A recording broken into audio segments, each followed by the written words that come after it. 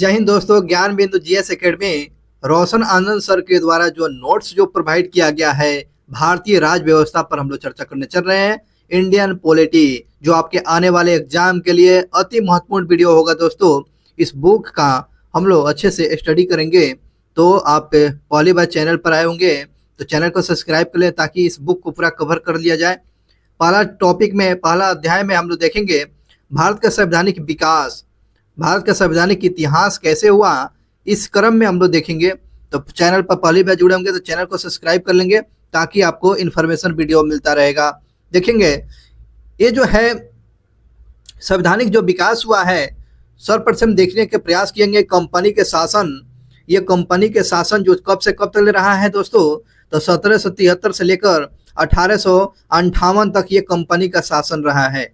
अब बात करते हैं दोस्तों, इसमें याद रखेंगे कि रेगुलेटिंग एक्ट जो है कंपनी के शासन के विरुद्ध में समय के में आया हुआ था।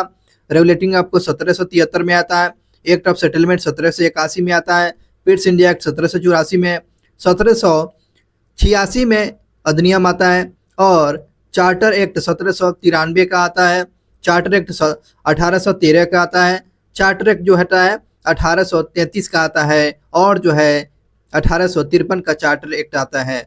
तो इस प्रकार दोस्तों ये कंपनी के द्वारा जो जारी किया गया एक्ट जो था ये कंपनी के द्वारा।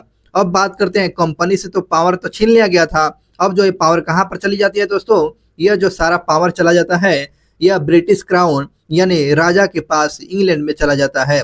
कंपनी के पावर छीनने के बाद ये जो है शासन व्यवस्था इन्हीं के हाथों में आता है।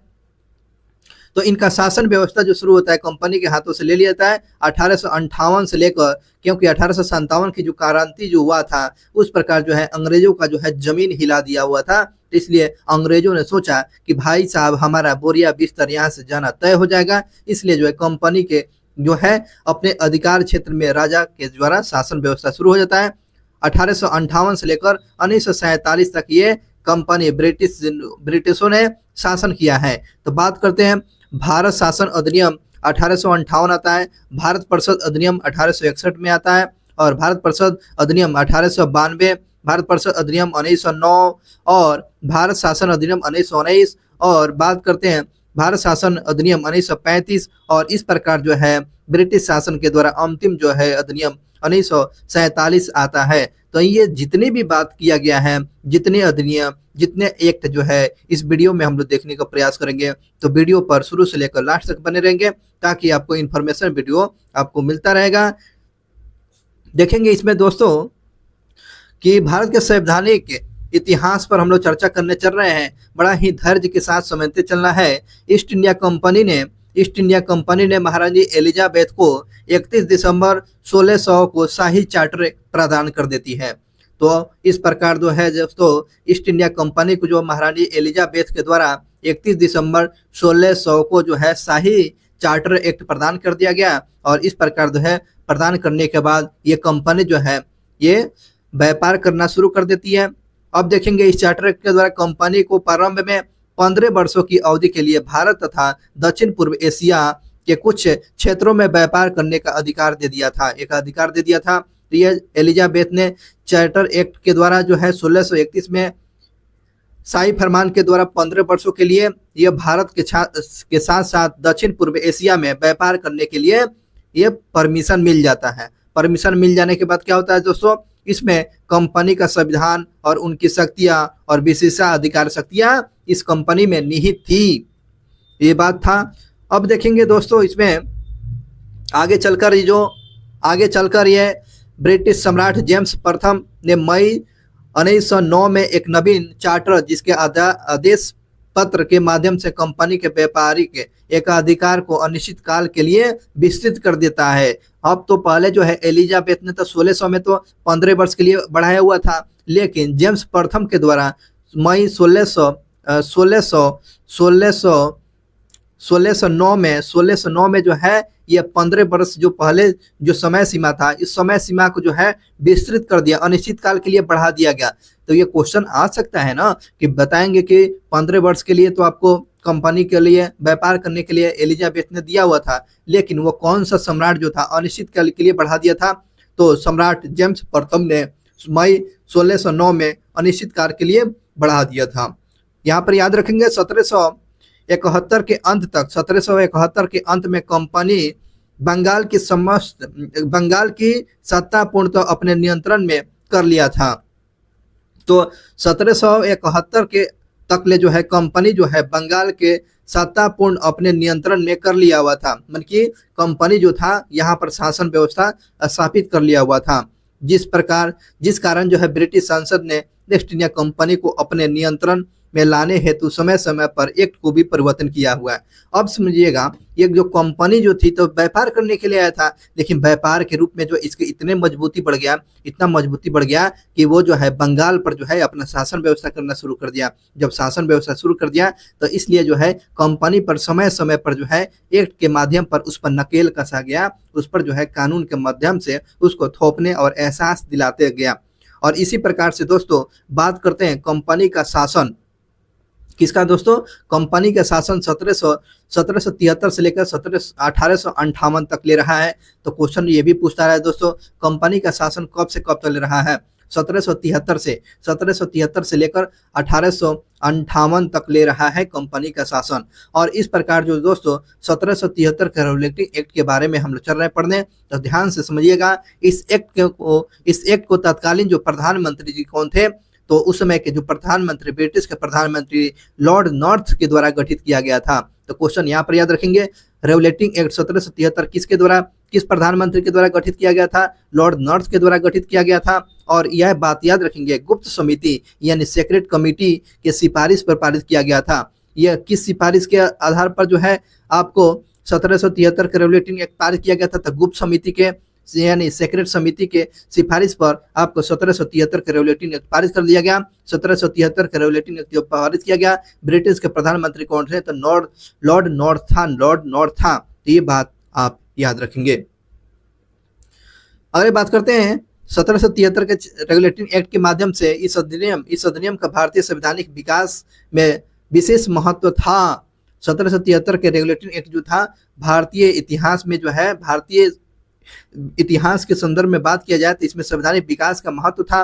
पहली बात करते हैं इसमें क्या महत्व था। पहली बात ये बताया गया है, भारत में ईस्ट इंडिया कंपनी के कार्यों को नियमित और नियंत्रित करने की दिशा में ब्रिटिश सरकार के द्वारा उठाया गया यह पहला कदम था। ये जो है ब्रिटिश और भारतीय के द्वारा जो है भारत में जो है ये एक महत्वपूर्ण कदम उठाया गया था 1773 के द्वारा। भारत में और ईस्ट इंडिया कंपनी में मिलजुल कर काम करने की दिशा में यह कदम उठाया गया था दोस्तों। अब बात करते हैं दूसरी पॉइंट में, इसके द्वारा जब पहली बार कंपनी के प्रशासनिक और राजनीतिक कार्यों को मान्यता मिल जाती है। ये जो है कंपनी की जो पहली बार जो है कंपनी को प्रशासनिक क्षेत्र और राजनीतिक कार्यों को मान्यता मिल जाती है 1773 के। ये क्वेश्चन पूछ सकता है कि कौन सा चार्टर के द्वारा, कौन सा अधिनियम के द्वारा कंपनी को पहली बार प्रशासनिक और राजनीतिक दायित्व यानी मान्यता मिल जाती है? तो 1773 के रेगुलेटिंग एक्ट में जो है मिल जाता है पावर, और इसके द्वारा भारत में केंद्रीय प्रशासन की नींव पड़ जाती है। तो ये आपको केंद्रीय प्रशासन की नींव कौन सा एक्ट?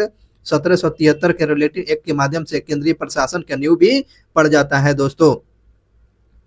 चलिए अब आगे बढ़ते हैं दोस्तों।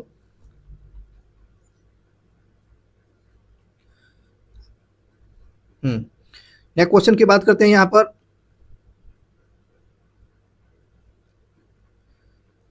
हाँ, इस अधिनियम के प्रमुख प्रावधान इस प्रकार थे।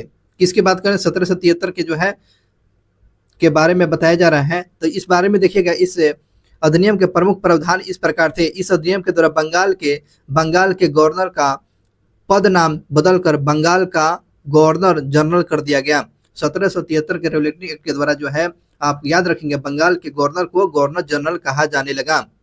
तो इस बात को याद रखेंगे, क्वेश्चन पूछ लेता है कौन सा चार्टर के द्वारा जो बंगाल के गवर्नर का नाम बदलकर गवर्नर जनरल कर दिया गया? 1773 के रेगुलेटिंग एक्ट के द्वारा कर दिया गया। इस बात को हमेशा याद रखेंगे और क्वेश्चन पूछे भी जाते हैं। और उसकी सहायता के लिए 4 सदस्यीय, ये गवर्नर जनरल को सहायता करने के लिए कितने 4 सदस्यीय कार्यकारी परिषद का गठन किया गया था, जो शासन की समस्त शक्ति का उपयोग संयुक्त रूप से किया करता था। लोग कितने सदस्यीय? तो 4 सदस्यीय। जो 4 सदस्यीय का काम क्या था? गवर्नर जनरल का सहायता करने के लिए, और बंगाल के गवर्नर जनरल का नाम बदलकर अब बंगाल के गवर्नर जनरल शब्द उसमें जोड़ दिया गया था। और वारेन हेस्टिंग को इस एक्ट के तहत बंगाल का प्रथम गवर्नर जनरल बना दिया गया। तो इस प्रकार जो है वारेन हेस्टिंग जो है बंगाल का प्रथम गवर्नर जनरल बनने का सौभाग्य बनता है। ये आपको वारेन हेस्टिंग जो है याद रखेंगे इसको। तो इसके साथ साथ फिलिप फ्रांसिस कैल्वेरिन मानस और बारबेल को 4 सदस्यीय कार्यकारी परिषद इसमें नॉमिनेट किया गया था। इस बात को याद रखेंगे। इन 4 सदस्यीय परिषद में किसको किसको शामिल किया गया था?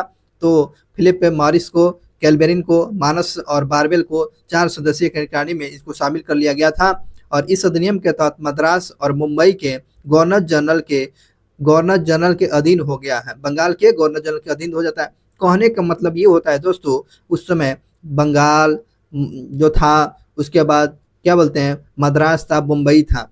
तो जब बंगाल के गवर्नर जनरल बन जाते हैं तो ये हमको मद्रास और मुंबई को जो है किसके अधीन काम करना शुरू कर दिया? तो ये बंगाल के गवर्नर जनरल के अधीन काम करना शुरू कर दिया। तो कौन सा एक्ट? 1773 के रूल 18 एक्ट के माध्यम से ये काम कर रहा था। लो, बात समझ में आ गया? ये भी एक क्वेश्चन था यहाँ।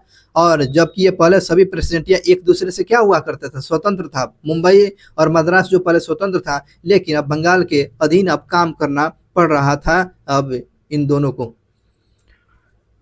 अब बात करते हैं दोस्तों इस अधिनियम के अधीन वर्ष 1774 ईस्वी में कलकत्ता में एक सुप्रीम कोर्ट की स्थापना किया गया।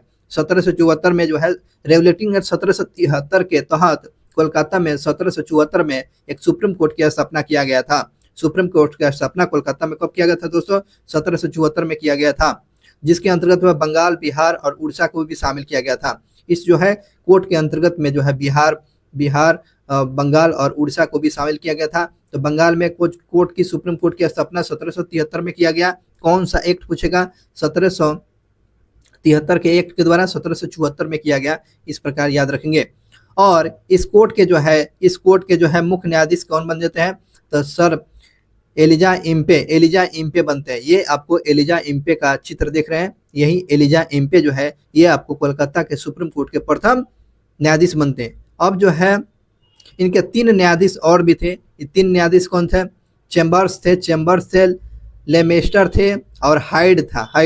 ये जो है 3 आपको न्यायाधीश जो थे अन्य न्यायाधीश के रूप में काम कर रहे थे। तो मुख्य न्यायाधीश में कौन? सर एलिजा इम्पे जो थे, सर एलिजा इम्पे मुख्य न्यायाधीश के रूप में काम कर रहे थे। और इनके अन्य जो है न्यायाधीश में चैम्बर्स, लेमेस्टर और हाइड जो है ये मुख्य अन्य न्यायाधीश के रूप में काम कर रहे थे।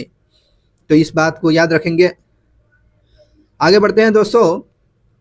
आगे इस अधिनियम के द्वारा कंपनी के कर्मचारियों को बिना लाइसेंस प्राप्त किए निजी व्यापार करने तथा भारतीयों से उपहार यानी रिश्वत लेने पर क्या कर दिया गया? प्रतिबंधित कर दिया गया। हम लोग देख रहे हैं 1773 के रेगुलेटिंग एक्ट के द्वारा जो है कंपनी को बिना लाइसेंस प्राप्त किए निजी व्यापार करने पर क्या कर दिया? रोक लगा दिया गया। और साथ ही साथ भारतीय से उपहार यानी रिश्वत लेने पर भी प्रतिबंध लग गया। ये 1773 के रेगुलेटिंग एक्ट के माध्यम से ही किया गया था। और इस अधिनियम के द्वारा ब्रिटिश सरकार का कोर्ट ऑफ डायरेक्टर कंपनी के गवर्निंग बॉडी के माध्यम से कंपनी पर नियंत्रण सख्त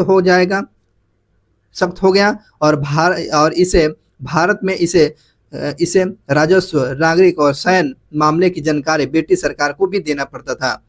कहने का मतलब ये हो गया, ब्रिटिश सरकार ने कोर्ट ऑफ डायरेक्टर की स्थापना कर देता है और इसका नियंत्रण जो है आपको ब्रिटिश सरकार के जो अधीन में काम करना होता था। लेकिन इसकी सूचना राजस्व के मामले में, नागरिकों के मामले में और सैन्य के मामले में जो है किसको जानकारी सूचना देना पड़ता था? यह ब्रिटिश सरकार को यह सूचना देना पड़ रहा था दोस्तों।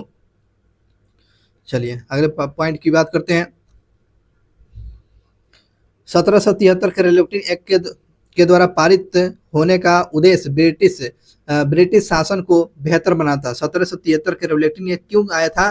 क्योंकि ब्रिटिश शासन को बेहतर बनाने के लिए और बंगाल के गवर्नर जनरल की परिषद और कोलकाता में सुप्रीम कोर्ट को शक्ति को सीमांकित नहीं किया गया। और यही कारण है कि 1773 के रेगुलेटिंग एक्ट जो है प्रयास का भूल की संज्ञा दिया जाता है। कहने का मतलब दोस्तों ये है 1773 तो आपको ब्रिटिश शासन को जो है बेहतर बनाने के लिए, लेकिन आपको रेगुलेटिंग एक्ट के माध्यम 1774 में जो है आपको सुप्रीम कोर्ट की जो सीमित शक्ति दे दिया जाता है ना, ये जो है सीमित शक्ति जो है दे दिया गया, तो मनमानी करना शुरू कर देता है।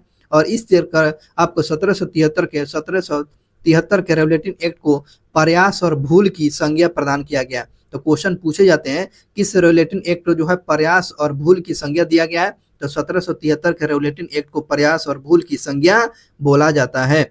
अब ये 1773 रेगुलेटिंग एक्ट समाप्त होता है दोस्तों। अब बात करते हैं 1773 एक्ट को जो है 1773 के रेगुलेटिंग एक्ट को कमियों को दूर करने के लिए कौन सा एक्ट आता है, तो एक्ट ऑफ सेटलमेंट आता है। एक्ट ऑफ सेटलमेंट कब आता है दोस्तों, 1781 में आता है। रेगुलेटिंग एक्ट 1773 में निहित कमियों को दूर करने के उद्देश्य से ब्रिटिश संसद के अमेंडमेंट एक्ट 1781 के द्वारा पारित किया गया था। इस बात को याद रखेंगे, जिसमें बंदोबस्त कानून, जिसमें क्या रखा है, बंदोबस्त कानून के नाम से भी जाना जाता है। अच्छा क्वेश्चन है दोस्तों। तो किस रेगुलेटिंग एक्ट को जो है एक्ट ऑफ सेटलमेंट है ना, बंदोबस्त कानून, ये याद रखेगा, एक्ट ऑफ सेटलमेंट यानी बंदोबस्त कानून के नाम से। तो एक्ट 1781 को बंदोबस्त कानून के नाम से भी जाना जाता है। और इसके तहत जो है कोलकाता की सरकार को बंगाल, बिहार और उड़ीसा के लिए विधि निर्माण की शक्ति भी प्रदान कर दिया गया। पहले जो है शक्ति को छीन लिया गया, अब जो बंगाल, बिहार, उड़ीसा के लिए जो विधि निर्माण की शक्ति प्रदान कर दिया गया। तो एक्ट ऑफ सेटलमेंट में यह प्रयास किया गया था। अब बात करते हैं इस अधिनियम का प्रमुख प्रावधान गवर्नर जनरल की परिषद तथा सर्वोच्च न्यायालय के बीच में संबंधों को सीमांकित करना था। और इस अधिनियम का प्रमुख प्रावधान जो गवर्नर जनरल की परिषद तथा सर्वोच्च न्यायालय के बीच में संबंधों को क्या करना था, सीमांकित करना था। इसको बताने का प्रयास किया जा रहा था। और इस कानून में राजस्व संबंधी मामले और राजस्व वसूलने से जुड़े मामले को भी सर्वोच्च न्यायालय के क्षेत्राधिकार से क्या कर दिया गया, बाहर कर दिया गया। पहले जो है सर्वोच्च न्यायालय के क्षेत्राधिकार में आपको राजस्व वसूलना था। ऐसे मामले है ना, राजस्व मामले और या कानूनी मामले, राजस्व मामले को जो है ये अब किसके क्षेत्र में अधीन काम कर रहा था, तो सर्वोच्च न्यायालय के अधिकार क्षेत्र में था। लेकिन जब एक्ट ऑफ सेटलमेंट आता है, इसको क्या कर दिया गया, बाहर कर दिया गया दोस्तों, बाहर कर दिया गया एक्ट ऑफ सेटलमेंट में। अब देखेंगे अगला पॉइंट की बात करते हैं। इस अधिनियम के तहत जो है यह व्यवस्था किया गया, क्या व्यवस्था किया गया सुनिएगा, यदि कोई कंपनी के कर्मचारी सरकारी हैसियत से कोई कार्य करता है तो सर्वोच्च न्यायालय के विरुद्ध में कार्रवाई नहीं कर सकता है। तो ये बात जो है एक्ट ऑफ सेटलमेंट में बात बोली गई थी। क्या बात बोली गई थी समझिएगा। इस अधिनियम एक्ट ऑफ सेटलमेंट 1781 में यह व्यवस्था किया गया, यदि कोई कंपनी के कर्मचारी सरकारी हैसियत से कोई कार्य करता है तो सर्वोच्च न्यायालय के विरुद्ध में कार्रवाई नहीं कर सकता है। वो कंपनी के अगर कर्मचारी होगा दोस्तों, तो सर्वोच्च न्यायालय उस पर कोई कार्रवाई नहीं करेगा, ये प्रावधान किया जाता है। और इस कानून के द्वारा कोलकाता के सभी निवासियों को सर्वोच्च न्यायालय के अधिकार क्षेत्र के अंतर्गत कर दिया जाता है। और इस प्रकार जो है कोलकाता के सभी निवासियों को जो है आपको सर्वोच्च न्यायालय के अधीन कर दिया गया। अब बात करते हैं दोस्तों, इसमें यह व्यवस्था किया गया है कि सर्वोच्च न्यायालय के लिए आदेशों और विधियों के संपादन में भारतीयों को धार्मिक और सामाजिक रीति रिवाजों और परंपरा पर विशेष ध्यान दिया गया था। और ये क्वेश्चन जो है तहलका मचाकर पूछता है, एक्ट ऑफ सेटलमेंट में किस पर ध्यान रखा गया था, तो भारतीय धार्मिक के मामले में, भारतीय रीति रिवाज के मामले में कोई छेड़छाड़ करने की कोई बात नहीं किया गया था। एक्ट ऑफ सेटलमेंट 1781 में। बात करते हैं अगला पॉइंट में। इस कानून के द्वारा, एक्ट ऑफ सेटलमेंट कानून के द्वारा व्यवस्था किया गया कि प्रांतीय न्यायालयों की appeal governor general in counselling के दायरे में हो, न कि सर्वोच्च न्यायालय के दायरे में होगा। तो ये जो अपीलीय जो दायरा हो जाएगा, तो ये आपको गवर्नर जनरल की इन काउंसिलिंग में दायरे में होगा, न कि सर्वोच्च न्यायालय के दायरे में नहीं होगा। ये प्रावधान एक्ट ऑफ सेटलमेंट में किया जाता है। और एक्ट ऑफ सेटलमेंट के द्वारा इस प्रकार ये अधिनियम को रेगुलेटिंग एक्ट के अनेक विवादों और कठिनाई को दूर करने को सरकार ने सुदृढ़ सहायता हुआ, उनकी सहायक हो जाता है। और इस प्रकार जो है 1773 के रेगुलेटिंग एक्ट को दूर करने के लिए एक्ट ऑफ सेटलमेंट 1781 आता है, तो जिसमें आपने सारा चीज बात पढ़ लिए हैं। अब बात करते हैं, लेकिन एक्ट ऑफ सेटलमेंट 1781 में भी कुछ कमियां होती है, उस कमियों को दूर करने के लिए पिट्स इंडिया एक्ट आता है 1784। पिट्स इंडिया एक्ट पूछ लेता है आपसे दोस्तों, ये पिट्स इंडिया एक्ट कब आता है, तो 1784 में आता है, 1784 में आता है। अब बात करते हैं, चलिए पिट्स इंडिया एक्ट 1784 के बारे में क्या क्या प्रावधान किया गया है, क्या कौन से क्वेश्चन आ सकते हैं। इस एक्ट को 1784 में ब्रिटिश सरकार के ब्रिटिश संसद के तत्कालीन प्रधानमंत्री विलियम पिट के द्वारा पारित किया गया था। विलियम पिट के द्वारा, याद रखेंगे किसके द्वारा पिट्स इंडिया एक्ट पारित किया गया था, विलियम पिट के द्वारा पारित किया गया था, जिसका कारण इस अधिनियम का नाम पिट्स इंडिया एक्ट कहा जाता है, क्योंकि ये विलियम पिट के द्वारा जो पारित किया गया था इसलिए इसको पिट्स इंडिया एक्ट कहा जाता है। तो ये नाम से ही इसका नाम जोड़ दिया गया था। अब बात करते हैं इस एक्ट की प्रमुख विशेषता क्या है। पिट्स इंडिया के जो है, चलिए विशेषता क्या थे इस बात को समझने के प्रयास करते हैं। विशेषता नंबर 1 में देख लेते हैं, इस अधिनियम के द्वारा कंपनी के राजनीतिक और वाणिज्य क्रियाकलापों को क्या कर दिया, अलग कर दिया गया। बहुत ही अच्छा क्वेश्चन है। कंपनी के जो है राजनीतिक मामले और वाणिज्य में व्यापार मामले, राजनीतिक मामले और व्यापार मामले अलग कर दिया गया। कौन से एक्ट के द्वारा, पिट्स इंडिया एक्ट 1784 के द्वारा अलग कर दिया गया। अब उसके बाद बात करते हैं, इसमें निर्देशक मंडल को कंपनी के व्यापारिक मामले के अधीक्षण की अनुमति तो दे दी गई, लेकिन राजनीतिक मामले के प्रबंधन के लिए नियंत्रण बोर्ड ऑफ कंट्रोल के नाम से एक निकाय का गठन किया गया और इस प्रकार भारत में द्वैध शासन की शुरुआत हो जाती है और 1858 तक ये विद्यमान रहा। तो ये बात याद रखेंगे। तो द्वैध शासन की शुरुआत जो है पिट्स इंडिया 1784 में होती है और ये कब तक रहता है, 1858 तक चलता है। द्वैध शासन का मतलब ये हो जाएगा कि निर्देशक मंडल और कंपनी के व्यापारिक मामले के अधीक्षण की अनुमति तो दे दी गई, लेकिन राजनीतिक मामले पर प्रतिबंध किया है, बोर्ड ऑफ कंट्रोल के हाथ में चला गया। तो इस प्रकार जो है भारत में द्वैध शासन की व्यवस्था शुरू हो जाती है। कब तक ले चलता है द्वैध शासन की शुरुआत, तक ले रहता है 1858 तक रहता है। नियंत्रण बोर्ड को यह शक्ति दी गई थी, क्या शक्ति दी गई थी, नियंत्रण बोर्ड को यह शक्ति दिया गया था कि वह ब्रिटिश नियंत्रण भारत के सभी नागरिक, सैन्य, सरकार, राजस्व गतिविधियों का अधीक्षण और नियंत्रण करेगा।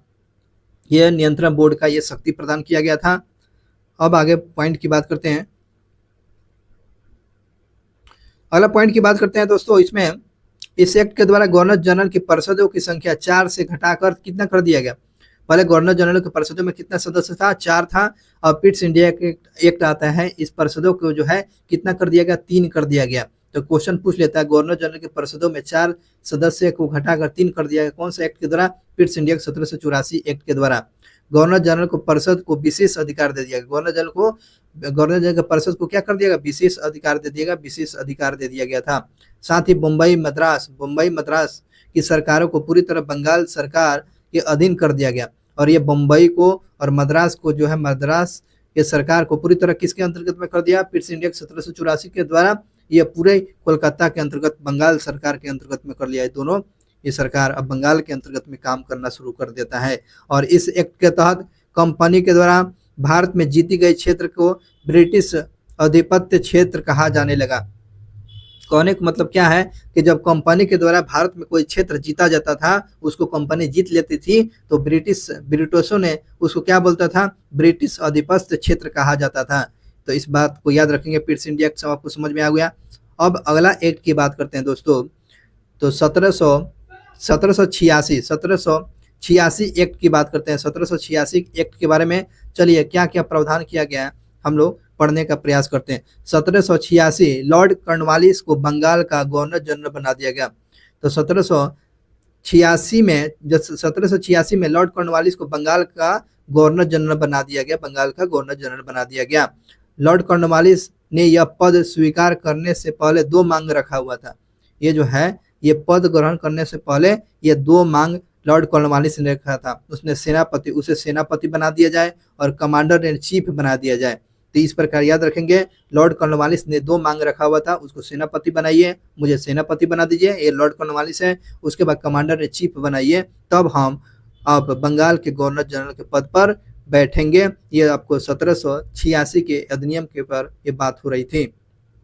तो क्वेश्चन पूछ लेता है कि कौन सा एक्ट में जो है आपको सेनापति और कमांडर चीफ की ये पद सृजित हुआ था। तो 1786 के अधिनियम के द्वारा। और इस प्रकार जो है बंगाल के गवर्नर जनरल को लॉर्ड कॉर्नवालिस को यह पद मिलता है। किसको सेनापति बनाया, कमांडर इन चीफ, तो लॉर्ड कॉर्नवालिस को यह ये अधिकार क्षेत्र मिलता है। साथ ही साथ दूसरी बात ये था कि विशेष मामले में अपनी काउंसलिंग के निर्णयों के मामले में न मानने का अधिकार भी है। यानी कि कोई भी काउंसलिंग के द्वारा जो है और कोई बात आएगी तो उसको मान भी सकते हैं और नहीं भी मान सकते हैं। मतलब कि इस एक्ट के तहत गवर्नर जनरल को वीटो पावर की शक्ति भी प्रदान होता है। तो क्वेश्चन पूछ लेता है कि किस एक्ट के द्वारा जो है गवर्नर जनरल को वीटो पावर की शक्ति मिली होती है, तो क्या बताएंगे? तो आपको बताना है 1786 के अधिनियम के तहत है लॉर्ड कॉर्नवालिस जो है दो चीज मांग करता है, सेनापति और कमांडर बनता है, और इस प्रकार जो है वीटो पावर जो है गवर्नर जनरल को जो है वीटो पावर मिल जाता है। तो 1786 के एक्ट के तहत, और ये जो है आप याद रखेंगे लॉर्ड कॉर्नवालिस, देखिए लॉर्ड कॉर्नवालिस है, ये लॉर्ड कॉर्नवालिस का फोटो आप देख रहे हैं। आगे बढ़ते हैं दोस्तों। उपयुक्त शर्तों से, अब ये शर्त तो लॉर्ड कॉर्नवालिस ने मान लिया, तो 1786 के अधिनियम को में लागू होते हुए कॉर्नवालिस को पहला सेनापति और कमांडर चीफ बना दिया गया। जैसे ही आपको 1786 के अधिनियम जब लागू होता है तो लॉर्ड कॉर्नवालिस जो है पहले सेनापति एंड कमांडर चीफ बन जाते हैं। तो ये हो गया आपको 1786 के एक्ट के द्वारा कमांडर चीफ बनता है लॉर्ड कॉर्नवालिस, से आपको बंगाल के गवर्नर जनरल बनते हैं, वीटो पावर की शक्ति मिल जाती है इस एक्ट के द्वारा। चलिए बात इतना याद रखेंगे, आगे क्वेश्चन की तरफ बढ़ते हैं। अगला क्वेश्चन पे है 1793 का एक्ट जो है एक चार्टर एक्ट 1793। बात करते हैं 1793 का चार्टर एक्ट में क्या क्या प्रावधान किया गया था। इस अधिनियम के द्वारा जो शक्तियां कॉर्नवालिस को दिया गया था, इस अधिनियम के द्वारा 1793 के अधिनियम के द्वारा जो शक्तियां जो कॉर्नवालिस को दी गई थी वे भविष्य में बनने वाले सभी गवर्नर जनरल और प्रेसिडेंटियों के लिए विस्तृत कर दिया गया।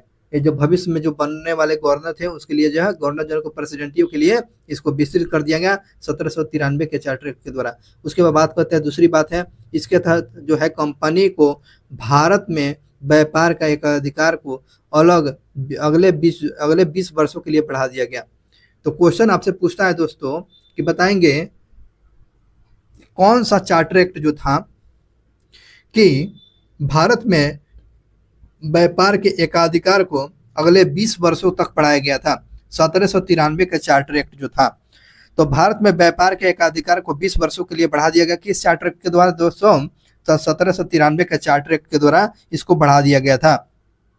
इसी में बात करते हैं गवर्नर जनरल को बॉम्बे और मद्रास प्रेसिडेंटी सरकारों के ऊपर नियंत्रण की शक्ति प्रदान किया गया, और गवर्नर जनरल को जो है बंगाल के बम्बई के ऊपर और मद्रास प्रेसिडेंटी के ऊपर जो है सरकार का नियंत्रण स्थापित हो जाता है। ये 1793 की प्रावधान था। 1793 के प्रावधान में ये भी बात याद रखेंगे, इस अधिनियम के व्यवस्था में की गई थी कि नियंत्रक मंडल के सदस्य और कर्मचारियों के वेतन भारतीय राजस्व से दिए जाएंगे। अति महत्वपूर्ण क्वेश्चन है। तो क्वेश्चन पूछ लेता है कौन सा अधिनियम के द्वारा जो है आपको नियंत्रक मंडल के सदस्यों का के कर्मचारी का वेतन भारतीय राजस्व से दिया जाएगा। तो ये भारतीय राजस्व से वेतन देने की व्यवस्था जो है कर्मचारियों को कौन सा चार्टर के द्वारा, जो चार्टर 1793 में भारतीय राजस्व से कर्मचारियों को वेतन दिया जाएगा। और ये क्वेश्चन आपसे पूछे जाते हैं। 1793 से आपको एक्ट के द्वारा जो है भारतीय राजस्व से वेतन दिया जाएगा। नोट की बात करते हैं, यहाँ पर देखेंगे ईस्ट इंडिया कंपनी ने भारत में व्यापार करने का एक अधिकार 1600 में दिया था, और इसे पूर्व 1593 में ब्रिटिश कंपनी लेवेंट के स्थान मार्ग से व्यापार करने का अधिकार प्राप्त था। ये थोड़ी सी जानकारी थी। जब ईस्ट इंडिया कंपनी जो शुरू हो रहा था उससे पहले ये कुछ काम होना शुरू हो गया था। ये आपको 1793 का एक्ट समझ में आ गया।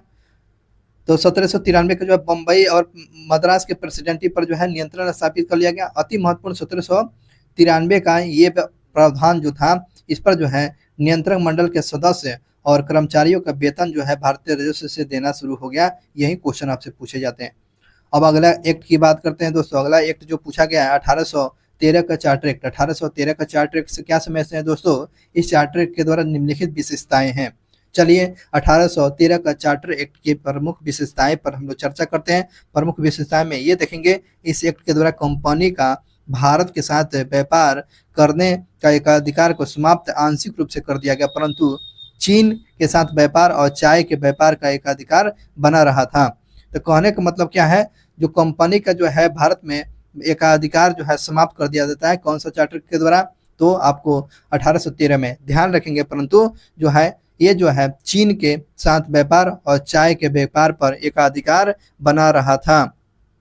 ये क्वेश्चन पूछे जाते हैं। यानी अब भारतीय व्यापार को ब्रिटिश वासियों के लिए खोल दिया गया, मतलब कि सभी सीमाएं छोड़ दिया गया। तो क्वेश्चन पूछ लेता है कौन सा चार्टर के द्वारा जो है, कौन सा चार्टर के द्वारा जो है सभी ब्रिटिश यानी सभी अंग्रेजों के लिए व्यापार करने के लिए खुली छूट दे दिया गया। तो 1813 का चार्टर के द्वारा 1813 में आपको कंपनी के अधिकार को छीन कर आपको आपको जो है ब्रिटिश क्राउन के हाथों में चल जाता है।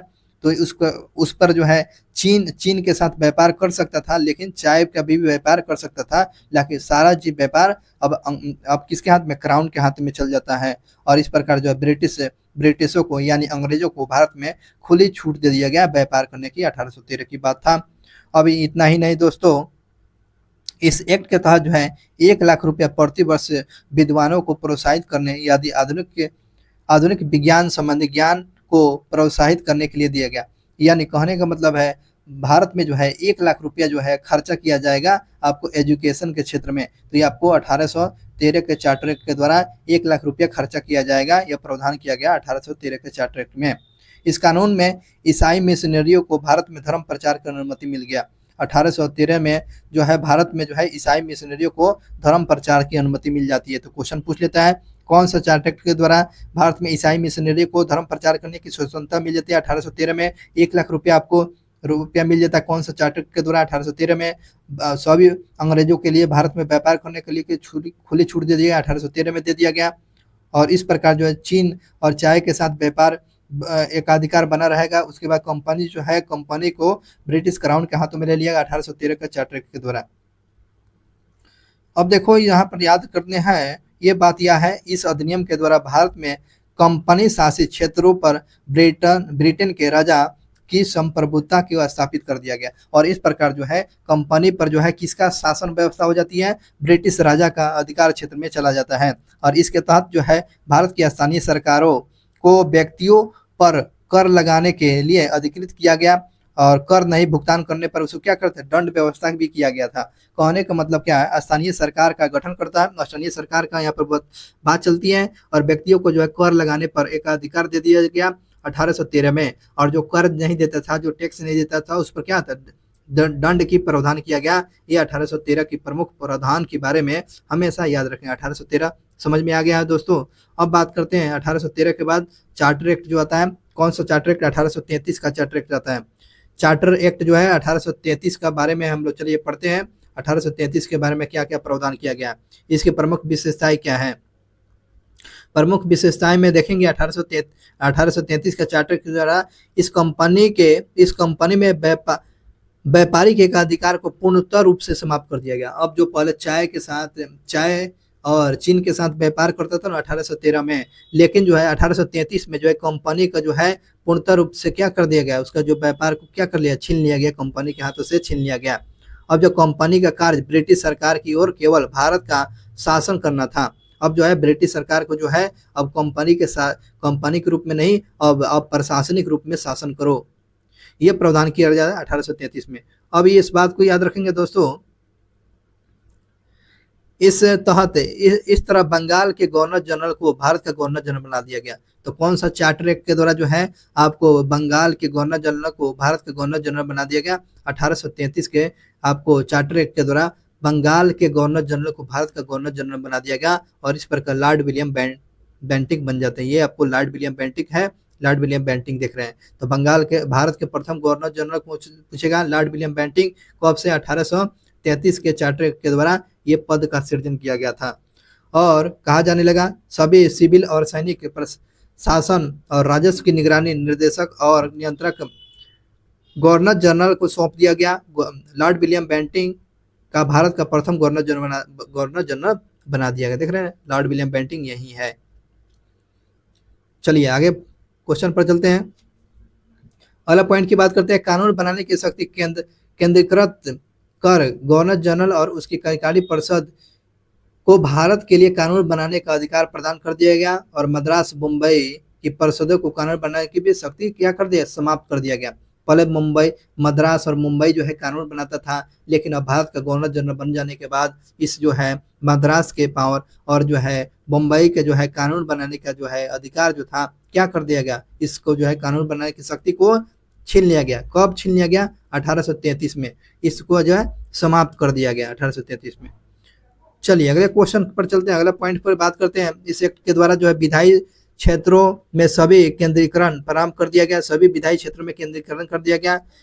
विधायी कार्य के लिए परिषद का विस्तार कर पहले 3 सदस्य अतिरिक्त उसमें से एक विधिक सदस्य के रूप में तैयार किया गया, चौथा जोड़ दिया गया, चौथा भी इसमें विधिक सदस्य के रूप में चौथा जोड़ा गया था। और भारतीय कानून के वर्गीकरण करने तथा सुधार की भावनाओं से एक विधि आयोग की नियुक्ति भी किया गया था। भारतीय में जो है कानून का सुधार करने के लिए जो है एक विधि आयोग का नियुक्त किया गया था। और आप तो जानते ही दोस्तों, लॉर्ड मैकाले की अध्यक्षता में एक वर्ष 1834 में प्रथम विधि आयोग का गठन किया गया था।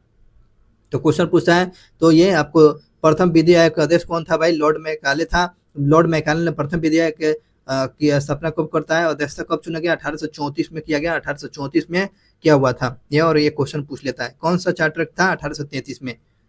और इस अधिनियम के तहत धारा 87 याद रखेंगे, धारा 87 के तहत कंपनी के अधीन सरकारी पद धारण करने के लिए किसी भी व्यक्ति को जाति, धर्म या जन्म स्थान पर भेदभाव नहीं किया जाएगा और इसको समाप्त कर दिया गया। बहुत अच्छा जानकारी है दोस्तों। 1833 के चार्टर के द्वारा इस बात को याद रखेंगे, धारा 87 के तहत कंपनी में किसी भी सरकारी के पद पर किसी भी व्यक्ति को नियुक्त किया जाएगा, जाति, धर्म या वंश के आधार पर उसके साथ किसी भी रूप से भेदभाव नहीं किया जाएगा। ये 1833 के में आपको देखने को मिलता है। 1833 के चार्टर के द्वारा अधीन दास प्रथा को गैर कानूनी घोषित कर दिया गया। तो ये 1833 में ही आपको दास प्रथा को गैर कानूनी घोषित कर दिया गया। अंततः 1843 में दास प्रथा धारा 5 के तहत क्या कर दिया गया? समाप्त कर दिया गया। इस बात को याद रखेंगे, दास प्रथा को गैर कानूनी घोषित किया गया 1833 के चार्टर के द्वारा। और कब समाप्त कर दिया गया, कब इन हो जाता है? 1843 में हो जाता है। धारा 5 के तहत आपको दास प्रथा व्यवस्था ये खत्म हो जाता है दोस्तों।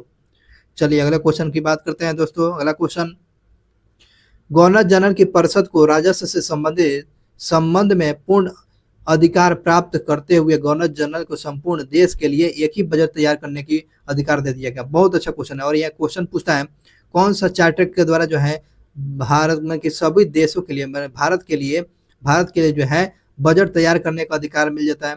1833 में मिल जाता है। बजट तैयार करने का अधिकार 1833 में मिलता है।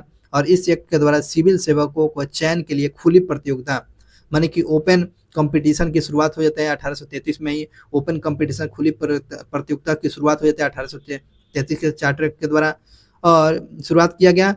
हालांकि बोर्ड ऑफ डायरेक्टर के विरोध के कारण यह प्रावधान को क्या समाप्त कर दिया गया। पहले जो है इसका विरोध किया गया और बाद में क्या इसको समाप्त कर दिया गया। और क्वेश्चन पूछ लेता है खुली प्रतियोगिता, ओपन प्रतियोगिता पूछ लेता है 1833 में ही। और आंग्ल प्रचार विवादों को सुलझाने के लिए 1834 में मैकाले आयोग का गठन किया गया। आंग्ल प्राच्य विवाद सुलझाने के लिए 1834 में मैकाले आयोग का गठन किया गया। 1834 में किया गया। किस लिए किया गया था? आंग्ल प्राचार्य विद्यालय का विवाद को सुलझाने के लिए किया गया था। और इस आयोग के सिफारिश दी और उस आधार पर 1835 में भारत में शिक्षा का माध्यम अंग्रेजी बना दिया गया। और जो है 1835 में भारत में अंग्रेजी शिक्षा का विकास हो जाता है। 1835 में जो अंग्रेजी शिक्षा का विकास पर जोर भी दिया गया था और ये क्वेश्चन पूछे भी जाते हैं। भारत में अंग्रेजी राज के दौरान संविधान निर्माण का प्रथम धुंधले से संकेत कौन सा चार्टर में देख लिएगा क्या? तो आपको 1833 के चार्टर एक्ट में जो है भारत में संविधान का निर्माण जो है एक धुंधला सा दिखाई देने लगा था। कौन सा चार्टर में? और ये क्वेश्चन पूछे जाते हैं तहलका मचाकर। 1833 के चार्टर में जो है संविधान का निर्माण का जो है एक नया धुंधला सा दिखाई देता था, उसमें कुछ संकेत भी मिले हुए थे। तो दोस्तों ये 1833 के बारे में हम लोग पढ़ चुके हैं। अब 1833 के बाद हम लोग बात करेंगे दोस्तों अगला अधिनियम 1858 के चार्टर एक्ट में। 1858 के चार्टर एक्ट जो है ब्रिटिश शासन के द्वारा पारित किया गया और किए गए चार्टर अधिनियमों के अंतिम अंतिम चार्टर था। बहुत ही अच्छा जानकारी याद रखें। ब्रिटिश शासन के द्वारा जो है अंतिम रूप से पारित कौन सा चार्टर अधिनियम था, चार्टर था, तो आपको 1853 का चार्टर था। और ये क्वेश्चन पूछे जाते हैं कि बताएंगे ब्रिटिश शासन के द्वारा जो पारित किया गया अंतिम अधिनियम कौन था, अंतिम चार्टर कौन था। तो 1853 का चार्टर जो था यह ब्रिटिश शासन के द्वारा जो अंतिम चार्टर था, अंतिम चार्टर 1853 था। अंतिम चार्टर ब्रिटिश संसद के द्वारा अंतिम चार्टर 1853 था। बात करते हैं 1853 के चार्टर एक्ट के द्वारा। चलिए बात इसमें क्या क्या बात लिखा गया है। और इस एक्ट के अंतर्गत में भारतीय विधान तंत्र में निम्न परिवर्तन किए गए। इस एक्ट में जो विधान तंत्र में भी परिवर्तन किया गया था, इस बात को याद रखेंगे। चलिए पॉइंट की बात करते हैं इसमें। इस अधिनियम के द्वारा पहली बार गवर्नर जनरल की परिषद के विधायी और प्रशासनिक कार्यों को क्या कर दिया गया, अलग कर दिया गया। पहली बार जो है गवर्नर जनरल के परिषदों के विधायी कार्य और प्रशासनिक कार्यों को अलग कर दिया गया। तो क्वेश्चन आपसे पूछता है कौन सा चार्टर के द्वारा जो गवर्नर के परिषदों के विधायी और प्रशासनिक कार्य अलग किया गया 1858 के चार्टर के द्वारा। पहली बात था। दूसरी बात करते हैं इस गवर्नर जनरल की परिषद में 6 सदस्यों की वृद्धि कर दिया गया। गवर्नर जनरल के परिषद में कितने सदस्यों की वृद्धि किया गया, 6 सदस्यों की वृद्धि किया गया, जिसमें से विधान परिषद में कुल सदस्यों की संख्या बढ़कर अब कितना हो गया, 12 हो गया। विधानसभा में जो है विधान परिषद में सदस्यों की संख्या 6 से बढ़कर अब 12 हो चुका है।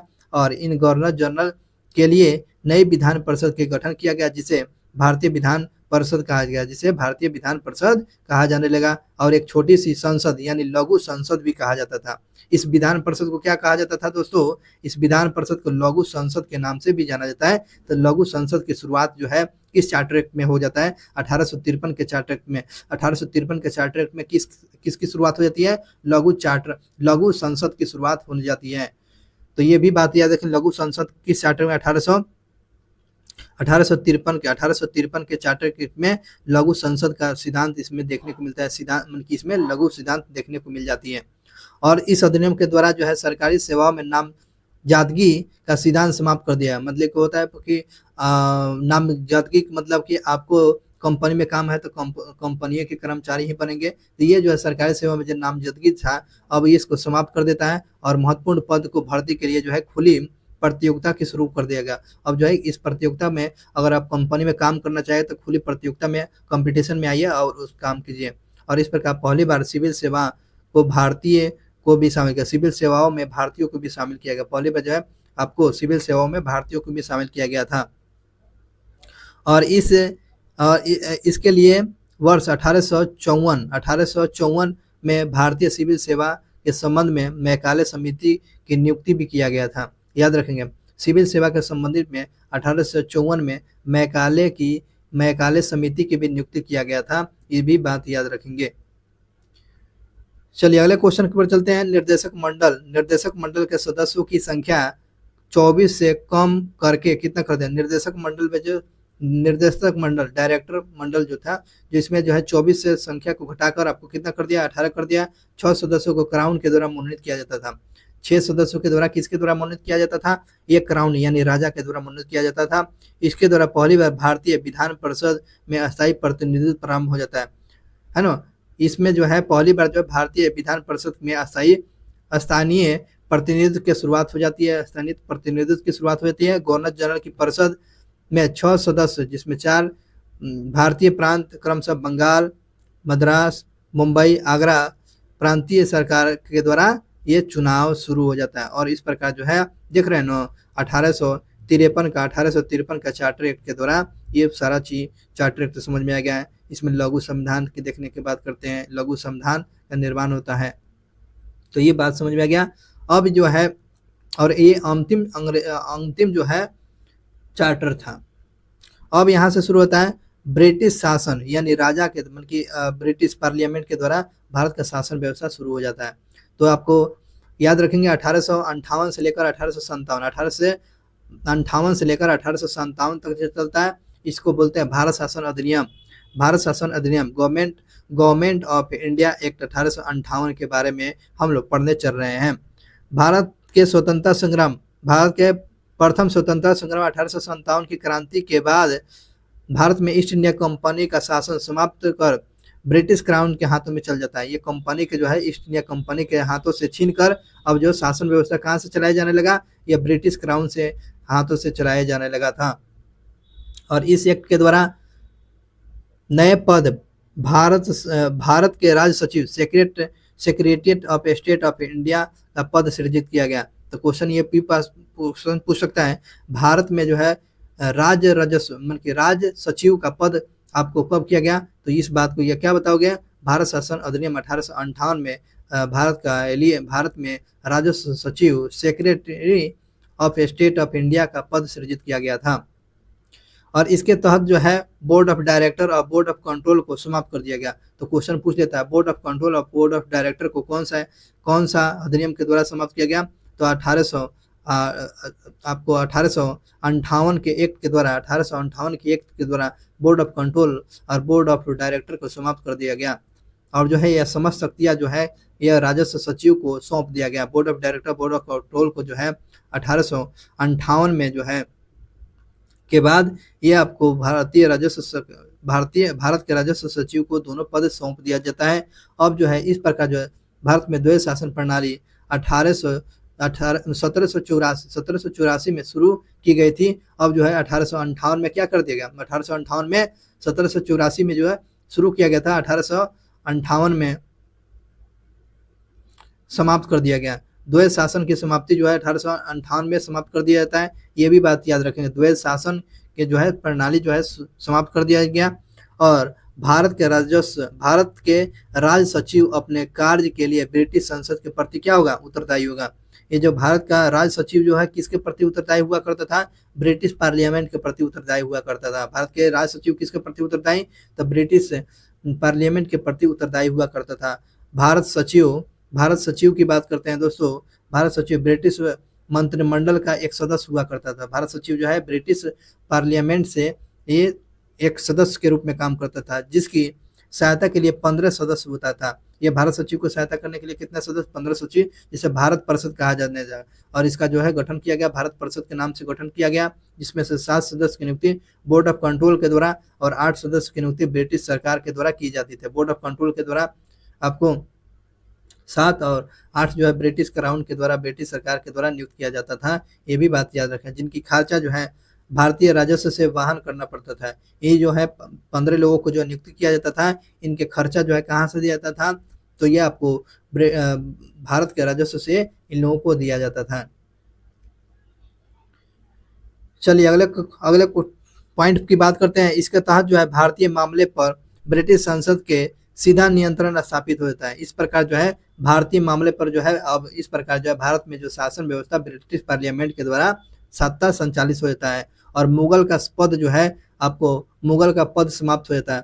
कब? 1858 में मुगल का पद समाप्त हो जाता है दोस्तों। तो ये क्वेश्चन पूछे जाते हैं, मुगल सम्राट का पद समाप्त हो जाता है, कौन सा अधिनियम? 1858 के द्वारा समाप्त कर दिया गया। और इसके तहत जो है भारत में मंत्री पद की व्यवस्था किया गया। तो ये भी क्वेश्चन पूछा जाता है, मंत्री पद की व्यवस्था भी किया गया था, ये भी बात याद रखेंगे। और भारत के गवर्नर जनरल का नाम बदल कर वायसराय कर दिया गया। भारत के गवर्नर जनरल का नाम बदल कर क्या कर दिया गया दोस्तों? वायसराय कर दिया गया। और इसके तहत लॉर्ड कैनिंग भारत का अंतिम गवर्नर जनरल और प्रथम वायसराय बनते हैं। तो ये अंतिम गवर्नर जनरल बना हुआ था कौन? अंतिम गवर्नर जनरल लॉर्ड कैनिंग। और प्रथम जो है वायसराय बनने का सौभाग्य आपको किसको बनता है? लॉर्ड कैनिंग को बनता है, लॉर्ड कैनिंग। तो क्वेश्चन पूछे जाते हैं, प्रथम वायसराय कौन? Lord Canning. और अंतिम गवर्नर जनरल कौन? लॉर्ड कैनिंग ही है, लॉर्ड कैनिंग ही बने थे वायसराय। चलिए ये इंपॉर्टेंट फैक्ट आप लोग को समझ में आ गया होगा। आगे बढ़ते हैं दोस्तों। 1858 में भारत का शासन राज्य सचिव कौन था? Lord Stanley. जो भारत सचिव कौन था जो याद रखेंगे? प्रथम राज्य सचिव जो था लॉर्ड स्टैनली। और आज़ादी के बाद राज्य सचिव के पद पर कौन था? एस्ट्रोवेल था। जो भारत के आज़ादी के समय राज सचिव के पद पर स्ट्रोबेल था, और उस समय जो है 1858 के समय भारत का राज सचिव कौन बना हुआ था? लॉर्ड स्टैनली बना हुआ था, लॉर्ड स्टैनली बना हुआ था। ये क्वेश्चन आप याद रखेंगे, और ये 1858 का अधिनियम समाप्त हो जाता है। बात करते हैं 1861 का भारत परिषद अधिनियम 1861 की बात करते हैं। भारत परिषद अधिनियम 1861 की बात करते हैं, और इस अधिनियम के द्वारा है भारत में संवैधानिक विकास का सूत्रपात होता है। तो क्वेश्चन पूछे जाते हैं, कौन सा अधिनियम के द्वारा जो है भारत में संवैधानिक सूत्रपात होता है? 1861 के अधिनियम के द्वारा, 1861 के अधिनियम के द्वारा भारत में संवैधानिक सूत्रपात होता है, भारत का संवैधानिक विकास का सूत्रपात होता है। इस बात को याद रखेंगे। और इसके तहत जो है कानून निर्माण की प्रक्रिया में भारतीय प्रतिनिधित्व को शामिल भी किया गया था। जो कानून बनाया जाएगा इसमें भारतीयों को भी शामिल किया गया था। 1861 में भारत का संवैधानिक सूत्रपात यहाँ से हो जाती है, क्योंकि इसमें भारतीय लोग को शामिल किया जाता है। तो इस प्रकार जो है संवैधानिक सूत्रपात होना शुरू हो जाता है 1861 के अधिनियम के द्वारा। चलिए बात करते हैं इसमें। इस प्रकार वायसराय कुछ भारतीयों को विस्तृत परिषद, जैसे कि जानते हैं कि गैर सरकारी सदस्य के रूप में नामांकित कर सकता था। वायसराय जो है कुछ भारतीयों को विस्तृत परिषद में गैर सरकारी सदस्य के रूप में नामांकित कर सकता था, ये पावर मिल जाता है। और वायसराय की विधान परिषद के न्यूनतम 6 और अधिकतम 12 अंतिम अतिरिक्त जो है मनोनीत सदस्य का प्रावधान किया गया था। तो कहने का मतलब क्या है, वायसराय का जो है ये आपको विधान परिषद में न्यूनतम 6 और अधिकतम 12 सदस्य को मनोनीत करने का प्रावधान कर दिया गया था, इनके पावर मिला हुआ था। और इनमें से आधे जो है गैर सरकारी होना चाहिए, गैर सरकारी होनी चाहिए, ये प्रावधान था। अब बात करते हैं दोस्तों Lord William Bentinck, Lord Canning. हाँ, लॉर्ड कैनिंग है दोस्तों। लॉर्ड कैनिंग जो है 1862 में 3 भारतीय बनारस के राजा, पटियाला के महाराज और सर दिनकर राव को विधान परिषद में मनोनीत किया हुआ था। तो याद रखेंगे विधान परिषद में जो है किसको मनोनीत किया गया था? विधान परिषद में 3 भारतीयों को शामिल किया गया था, ये लॉर्ड कैनिंग के द्वारा 1862 में। तो याद रखेंगे बनारस के राजा और पटियाले के महाराज और सर दिनकर राव को जो है आपको लॉर्ड कैनिंग के द्वारा विधान परिषद में नॉमिनेट किया गया था, 3 भारतीयों को। ये क्वेश्चन पूछे जाते हैं दोस्तों। और इसने वायसराय के विशेषाधिकार का आपात स्थिति में अध्यादेश जारी करने की अधिकार दिया गया था। अध्यादेश जारी करने की शक्ति जो है राष्ट्रपति को किस आर्टिकल में? आर्टिकल 123 में। इस प्रकार जो है वायसराय को जो भी अध्यादेश जारी करने की भी शक्ति मिला हुआ था, और ऐसा अध्यादेश की अवधि मात्र 6 महीना तक होगी। ऐसा अध्यादेश जारी करने की शक्ति कितने महीना की होगी? तो ये आपको 6 माह के होगे, 6 माह का होगा। चलिए अगले पॉइंट की बात करते हैं दोस्तों। इस अधिनियम के द्वारा वायसराय की परिषद में अधिकतम सुविधा से कार्य करने के लिए नियम बनाने के लिए अनुमति दे दिया गया। इसमें जो वायसराय को काम करने के लिए अधिक सुविधा देने के लिए क्या नियम बनाने की अनुमति दे दिया गया, और जिसके आधार पर लॉर्ड कैनिंग भारतीय शासन में पहले जो है विभागीय प्रणाली की शुरुआत करता है। लॉर्ड कैनिंग जो है विभागीय प्रणाली, पहली बार जो है भारतीय शासन व्यवस्था में जो है विभागीय प्रणाली की शुरुआत कौन करता है? लॉर्ड कैनिंग करता है। लॉर्ड कैनिंग पोर्टफोलियो सिस्टम जिसको बोलते हैं, पोर्टफोलियो सिस्टम की शुरुआत 1861 में आपको देखने को मिलता है। 1861 में पोर्टफोलियो सिस्टम की यानी विभागीय प्रणाली की शुरुआत लॉर्ड कैनिंग के द्वारा ही शुरू किया जाता है। मुंबई मद्रास प्रेसिडेंसी को कानून बनाने की शक्ति वापस देकर विकेंद्रीकृत की शुरुआत कर दिया गया। इस प्रकार जब मुंबई और मद्रास प्रेसिडेंसी को कानून बनाने की शक्ति वापस देकर विकेंद्रीकृत कर दिया गया। पहले जो है इसको पावर छीन लिया गया था, अब जो है इसको पावर दे दिया गया है। चलिए बात करते हैं यहाँ पर दोस्तों। इसके तहत जो है बंगाल 1862 उत्तर पश्चिम सीमा प्रांत 1866 और पंजाब में 1897 में विधान परिषद का गठन किया गया था। क्वेश्चन बहुत ही इंपॉर्टेंट है। बंगाल में विधान परिषद का गठन 1862 में, उत्तर पश्चिम सीमांत में आपको 1866 में, पंजाब में 1897 में विधान परिषद का गठन किया गया था। इस प्रकार से ये दोस्तों भारत परिषद अधिनियम कौन सा देख रहे थे? भारत परिषद अधिनियम 1861 के बारे में समझ लिए। ठीक है, चलिए आगे पढ़ते हैं। 61 के बाद करते हैं भारत परिषद अधिनियम 1892 भारत परिषद अधिनियम 1892 में इसके तहत जो है केंद्रीय और प्रांतीय विधान परिषदों की के सदस्यों की संख्या बढ़ा दिया गया। केंद्रीय और विधान परिषद की संख्या को क्या कर दिया गया, बढ़ा दिया गया दोस्तों। और इसमें केंद्रीय विधान परिषद के संदर्भ में न्यूनतम 10 और अधिकतम 16 अतिरिक्त सदस्य जिसे गैर सरकारी निर्धारित किए गए, जिससे पहले यह न्यूनतम संख्या कितना था, 6 और अधिकतम 12 था। अब जो है बढ़ाकर कितना कर दिया, 16 कर दिया गया। न्यूनतम अब 10 को किया था, पहले न्यूनतम आपको 6 था और अधिकतम आपको 12 था, अब बढ़ाकर 16 कर दिया गया, 16। भारत परिषद अधिनियम 1892 देख रहे हैं, 1892 में ये बात था। आगे बढ़ करते हैं। इसके तहत परिषद के अधिकारों में वृद्धि किया गया। परिषद के अधिकारों में क्या कर दिया गया, वृद्धि किया गया। और भारतीय सदस्य को बजट पर बहस करने का और कार्यपालिका पर प्रश्न पूछने का अधिकार मिलता है, लेकिन पूरक प्रश्न पूछने का अधिकार नहीं मिलता है और ये क्वेश्चन पूछे जाते हैं। तो भारतीयों को जो है बजट पर बहस करने का अधिकार मिल जाता है, लेकिन कार्यपालिका से प्रश्न पूछने का अधिकार नहीं मिलता है, पूरक प्रश्न पूछने का अधिकार नहीं मिलता है। तो कौन सा अधिनियम आप तो बताइएगा, तो कौन सा अधिनियम में जो है बजट पर बहस कर सकते हैं, ऐसे पूरक प्रश्न पूछ सकते थे। तो आपको याद रखेंगे 1892 के भारत परिषद अधिनियम 1892 के भारत परिषद अधिनियम के द्वारा जो है, याद रखें 1892 के तहत जो है बजट पर बहस कर सकते थे, लेकिन पूरक प्रश्न नहीं पूछ सकते थे। आगे बढ़ते हैं। केंद्रीय और प्रांतीय परिषदों में गैर सरकारी सदस्यों की नियुक्ति के लिए अप्रत्यक्ष चुनाव प्रणाली की शुरुआत हो जाती है। अब यहाँ पर जो है अप्रत्यक्ष चुनाव प्रणाली की शुरुआत देखने को मिल जाता है दोस्तों, इस बात की याद रखेंगे। और बात करते हैं, इसमें नोट में दिया गया ब्रिटिश काल में पहली बार बजट की शुरुआत 7 अप्रैल 1860 में जेम्स विल्सन के द्वारा शुरू किया गया था। ब्रिटिश काल में पहली बार जब बजट जो है 7 अप्रैल 1860 में जेम्स विल्सन के द्वारा शुरू किया गया था। क्वेश्चन पूछ लेता है, तो जेम्स विल्सन के द्वारा बजट कब प्रस्तुत किया गया था, तो 1860 में किया गया था, 1860 में। इस बात को आप याद रखेंगे। आगे बढ़ते हैं दोस्तों। भारत परिषद अधिनियम, जिसको बोलते हैं मार्ले मिंटो सुधार अधिनियम, मार्ले मिंटो सुधार अधिनियम 1909, मार्ले मिंटो सुधार अधिनियम, जिसको भारत परिषद अधिनियम, जिसे मार्ले मिंटो सुधार अधिनियम के नाम से भी जानते हैं। और इस अधिनियम को मार्ले मिंटो 1909 सर अरुंडेल समिति की सिफारिश के रिपोर्ट पर इसको प्रस्तुत किया गया था। तो क्वेश्चन पूछ लेते, मार्ले मिंटो सुधार जो है किस समिति के रिपोर्ट पर प्रस्तुत किया गया था, अरुंडेल समिति के रिपोर्ट पर पारित किया गया था।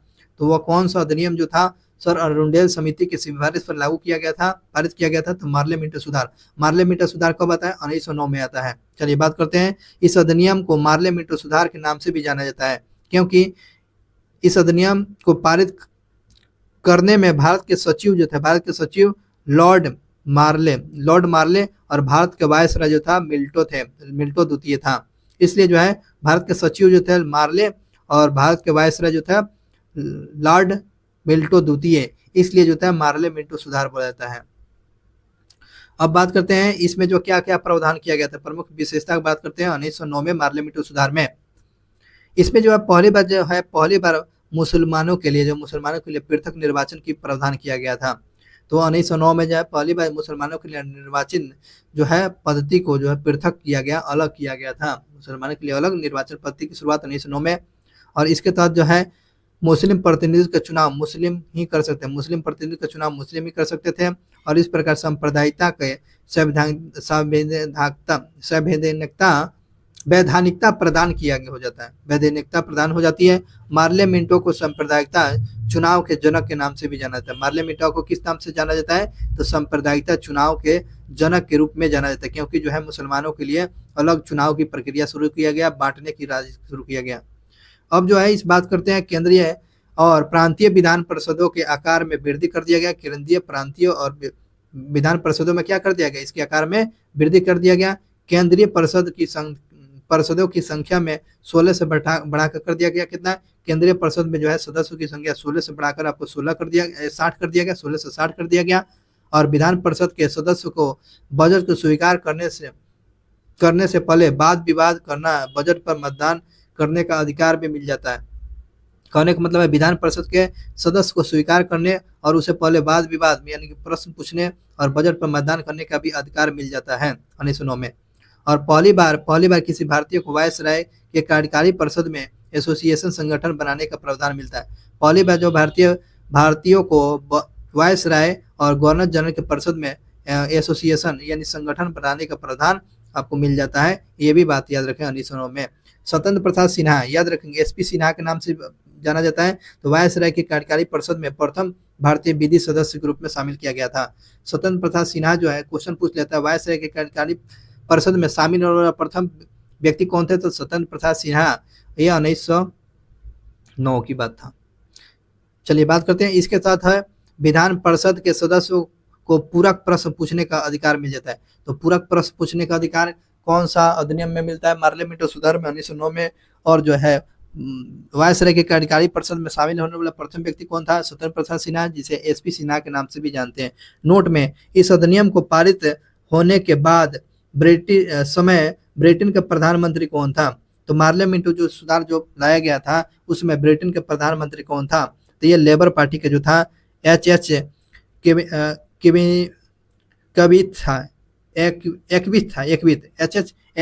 एक्विथ जो था लेबर पार्टी से जो है ये प्रधानमंत्री था। एक्विथ के समय में है पार्लियामेंट सुधार जब लाया गया था उस समय प्रधानमंत्री था ब्रिटेन के। चलो इसकी बात करते हैं। इस अधिनियम के 1909 के बारे में जो है कुछ टिप्पणी किया गया है।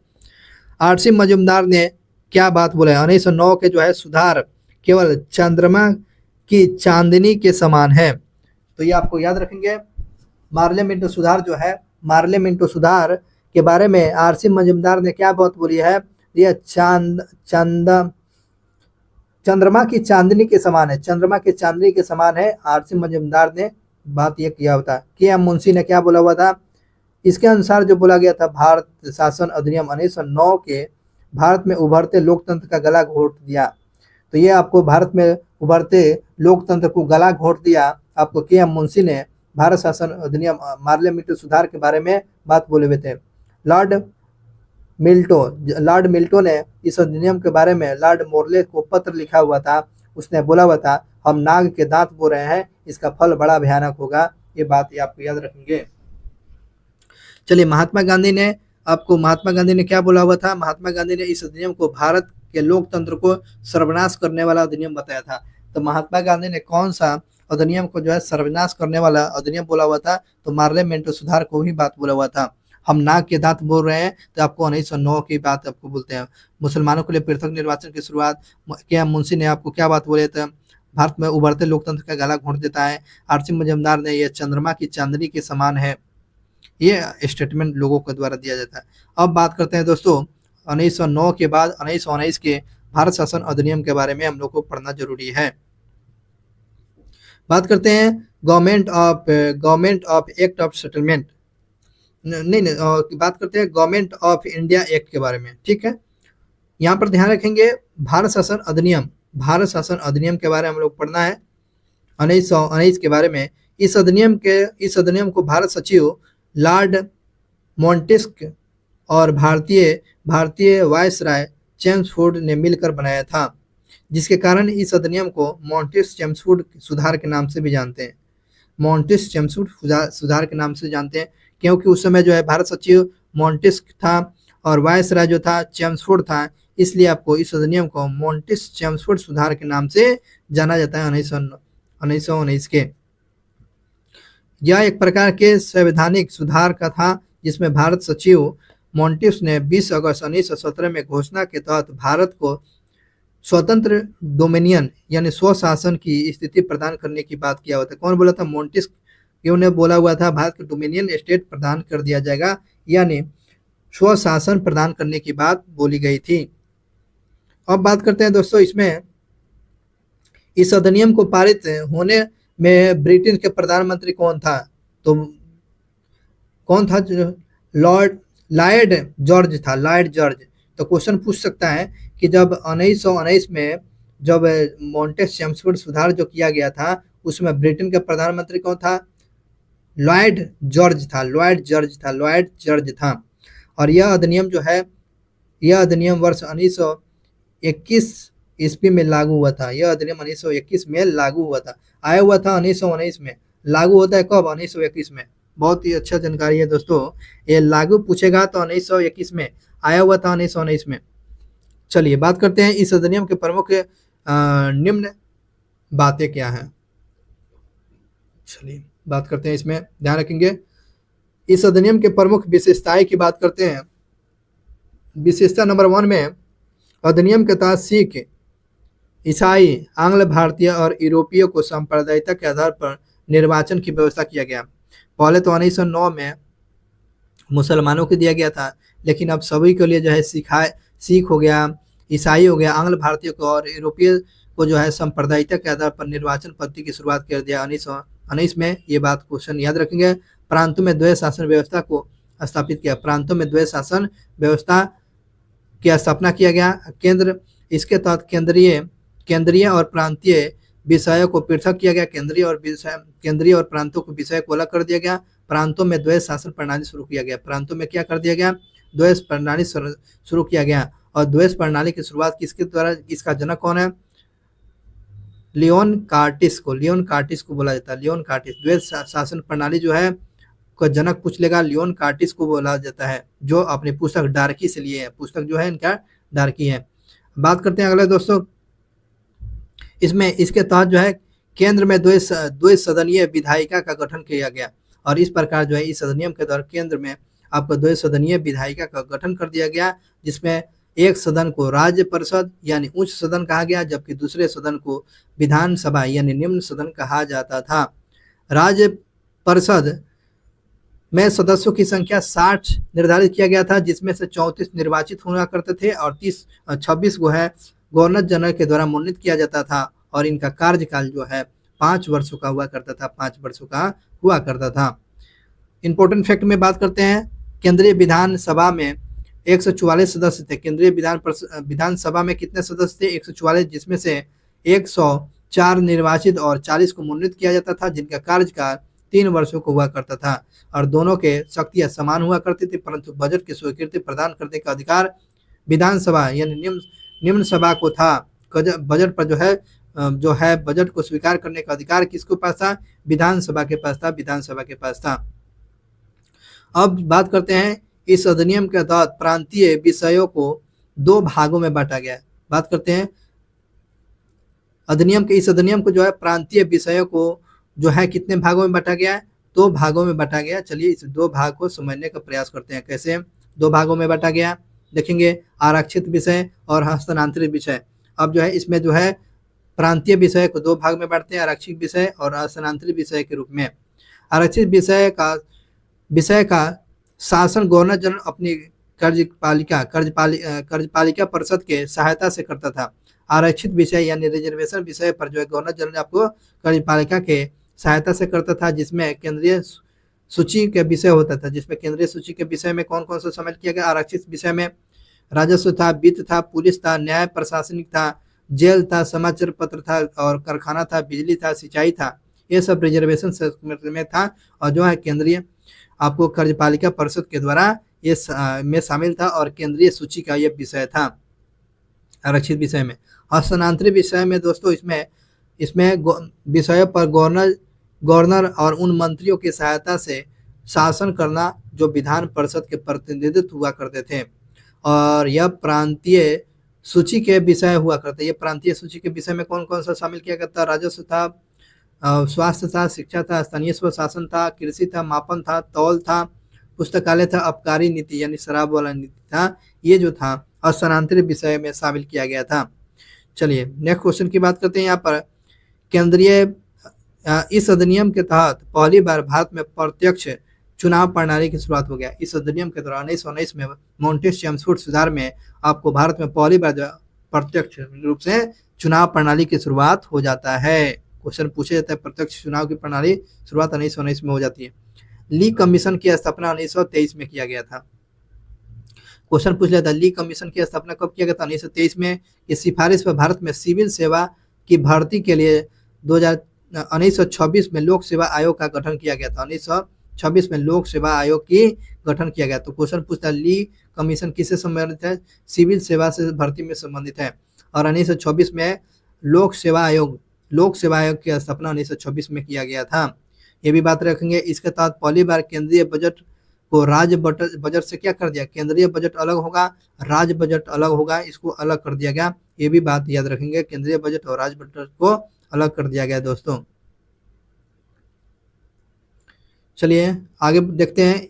और इस अधिनियम के तहत पहली बार 1921 में लोक लेखा समिति की स्थापना कर देता है। और 1921 में लोक लेखा समिति का गठन किया गया।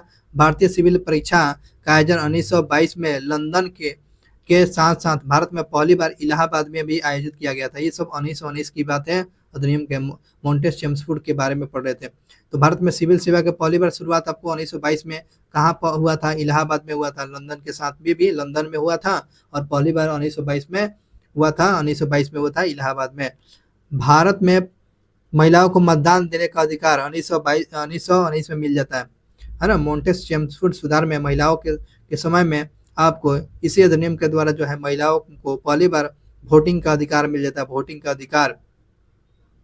इस अधिनियम के द्वारा पहली बार भारत सचिव को भारत में महालेखा परीक्षक नियुक्ति करने का अधिकार मिल जाता है।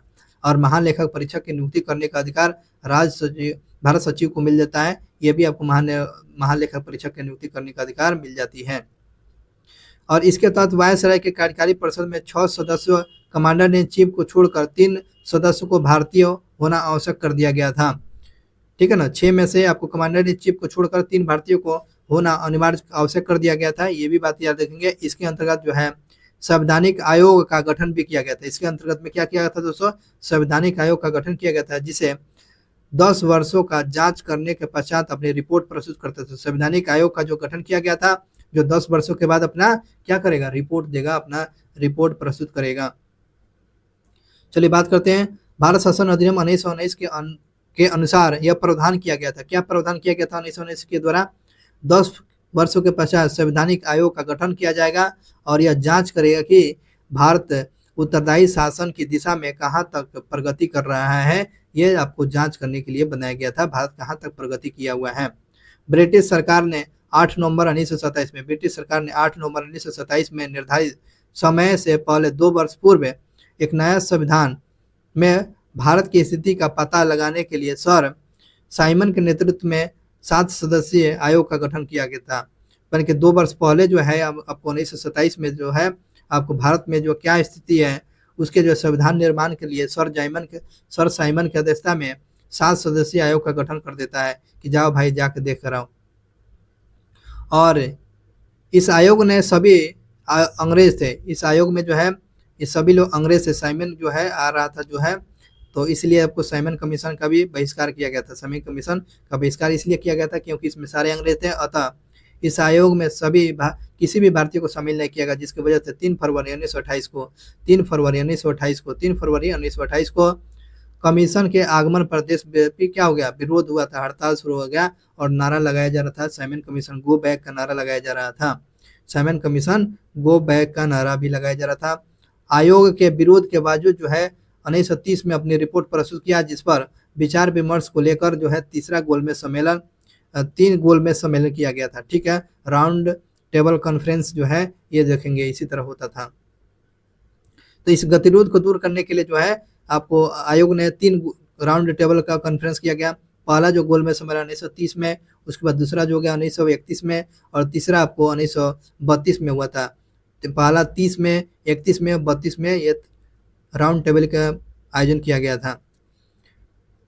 अब बात करते हैं दोस्तों, गोलमेज सम्मेलन में हुई चर्चा के फलस्वरूप संवैधानिक सुधार पर एक श्वेत पत्र तैयार किया गया, जिसे ब्रिटिश संसद के सामने रखा गया और संसद के पास हो जाने के बाद सम्राट की अनुमति पाकर और उसके बाद जो है अनुमति प्राप्त करके और इस प्रकार जो है भारत शासन अधिनियम 1935 बनकर आता है।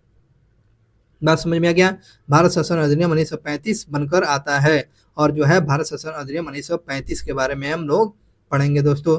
चलिए दोस्तों बात करते हैं Bharat government of India act 1935, Bharat शासन अधिनियम 1935 के बारे में अति महत्वपूर्ण क्वेश्चन होगा। भारत शासन अधिनियम 1935 बहुत लंबा और जटिल दस्तावेज था। ये बहुत ही लंबा और जटिल दस्तावेज था। इसमें 14 का भाग था। आपको क्वेश्चन पूछ लेगा कि आपको भारत शासन अधिनियम में जो है कितना, ये जो है जटिल दस्तावेज में कितना भाग था, तो 14 को भाग था। आर्टिकलों की संख्या आपको 321 था। अनुसूचियों की संख्या आपको 10 था। ये आपको भारत शासन अधिनियम में बात किया जा रहा है। और जो है जुलाई 1936 में लागू किया गया। भारत शासन अधिनियम जो है कब लागू किया गया? 1936 में, जुलाई 1936 में इसको लागू किया गया था। इस बात को याद रखेंगे। ब्रिटिश सरकार के द्वारा पारित यह सबसे बड़ा अधिनियम था। ब्रिटिश सरकार के द्वारा सबसे बड़ा पारित अधिनियम कौन सा? भारत शासन अधिनियम ही था। भारत शासन अधिनियम जो है ब्रिटिश शासन के समय में सबसे बड़ा अधिनियम भारत शासन अधिनियम 1935, और इस अधिनियम में कोई प्रस्तावना नहीं जुड़ा गया था, इसलिए आपको इस अधिनियम को प्रस्तावना विहीन भी बोला जाता है। क्वेश्चन पूछता है किस अधिनियम को प्रस्तावना विहीन बोलते हैं? भारत सरकार अधिनियम 1935। सबसे बड़ा अधिनियम कौन था? आपको 1935। प्रस्तावना विहीन आपको 1935 को बोलते हैं, क्योंकि 1919 में अधिनियम में प्रस्तावना को ही इसमें जोड़ दिया गया था। 1919 के जो है अधिनियम के प्रस्तावना को ही जोड़ दिया गया था। 1919 के जो प्रस्तावना था इसमें जो है उसी प्रस्तावना को जोड़ दिया गया था। चलिए इसके प्रमुख विशेषता समझने का प्रयास करते हैं। इसमें जो है इस अधिनियम के अनुसार केंद्र में 11 ब्रिटिश प्रांतों से, केंद्र में 11 ब्रिटिश प्रांत से और 6 कमिश्नर के क्षेत्र से और देशी रियासतों से मिलकर अखिल भारतीय संघ स्थापित करने का निर्णय लिया गया, परंतु देशी रियासतों का संघ में शामिल न होने के कारण संघ की स्थापना नहीं हो सका। फेडरल की स्थापना नहीं हो सका क्योंकि देशी रियासत उसमें राजा था, उसमें शामिल नहीं होता है, उसके बाद नहीं हो पाया। चलिए अगले पॉइंट की बात करते हैं दोस्तों। और इसके तहत जो है प्रांतों में द्वैध शासन के प्रावधान को क्या कर दिया गया? समाप्त करके प्रांतीय स्वायत्तता की स्थापना किया गया। 1935 में जो है आपको प्रांतों में द्वैध शासन को एंड किया गया और प्रांतों में स्वायत्तता की स्थापना किया गया, और ये भी क्वेश्चन पूछे जाते हैं, ठीक है। और इस अधिनियम के तहत जो है वर्ष 1937 में, और इस अधिनियम के तहत 1937 में संघीय न्यायालय यानी फेडरल कोर्ट की स्थापना किया गया। तो क्वेश्चन पूछता है फेडरल कोर्ट की स्थापना कब किया गया? 1937 में किया गया। द्वैध शासन की समाप्ति आपको 1935 में, और द्वैध शासन की समाप्ति को प्रांतीय स्वायत्तता की स्थापना किया गया था। और इसका प्रमुख जो है कार्य संघ सरकार की इकाई के मध्य विवादों का निपटारा करना था। फेडरल कोर्ट यानी संघीय न्यायालय की स्थापना 1937 में किया गया था, जो संघ सरकार के इकाइयों के विवादों के बीच में निपटारा करना था। आगे बढ़ते हैं। इसके तहत जो है अब केंद्र में द्वैध शासन लागू कर दिया गया। अब पहले प्रांतों में था, अब जो है केंद्र में द्वैध शासन लागू कर दिया गया 1935 में, है ना। प्रांतों में द्वैध शासन एंड किया गया था। अब जो है केंद्र में, अब जो सेंट्रल में लागू कर दिया गया। केंद्रीय विषय के 2 भागों में बांट दिया गया, आरक्षित विषय और हस्तांतरित विषय, और यह प्रावधान लागू नहीं हो सका। यह प्रावधान लागू नहीं हो सका। अब बात करते हैं इस अधिनियम के द्वारा जो संघ और प्रांतों के विषय में 3 सूचियों में बांटा गया था। संघ सूची में कितना विषय? 59 विषय, प्रांतीय विषय में 54 विषय, और समर्थित सूची में आपको 36 विषय को शामिल किया गया था। इस बात को भी ध्यान रखेंगे।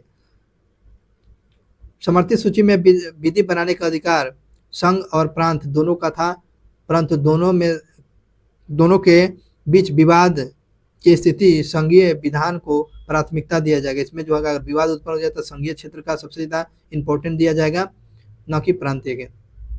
यह अवशिष्ट शक्तियां गवर्नर जनरल के पास हुआ करते थे। अवशिष्ट शक्तियां किसके पास हुआ करता था? ये स्पेशल पावर किसके पास हुआ करता था? गवर्नर जनरल के पास हुआ था, यानी वायसराय के पास था। और इसके तहत जो है 11 प्रांतों में 6 द्वैध सदनीय व्यवस्था प्रारंभ किया गया। ये जो है इस प्रकार जो है 11 प्रांतों में 6 जो है द्वैध सदनीय व्यवस्था को शुरू कर दिया गया। 6 प्रांतों में बंगाल, बिहार, मद्रास, बम्बई, असम और संयुक्त प्रांत में यह प्रावधान किया गया था द्वैध सदनीय व्यवस्था। और भारत परिषद को समाप्त कर दिया गया। भारत परिषद को 1935 में समाप्त किया गया। इसके स्थान पर सचिव के लिए परामर्शदाता नियुक्त किया गया। भारत सचिव को जो है ये जो है परामर्शदाता नियुक्त किया गया, और भारत परिषद को समाप्त कर दिया गया 1935 में। इसके तहत अधिनियम में संशोधन, सुधार और रद्द करने का अधिकार किसके पास था दोस्तों? तो इस पर जो है अधिनियम में सुधार कर सकता था, और ये किसके पास अधिकार था? रद्द कर सकता था, ये ब्रिटिश पार्लियामेंट के अधिकार क्षेत्र में था। चलिए यहाँ पर एक और बात याद रखेंगे। वर्तमान में म्यांमार जो है भारत से 1936 में अलग हो गया।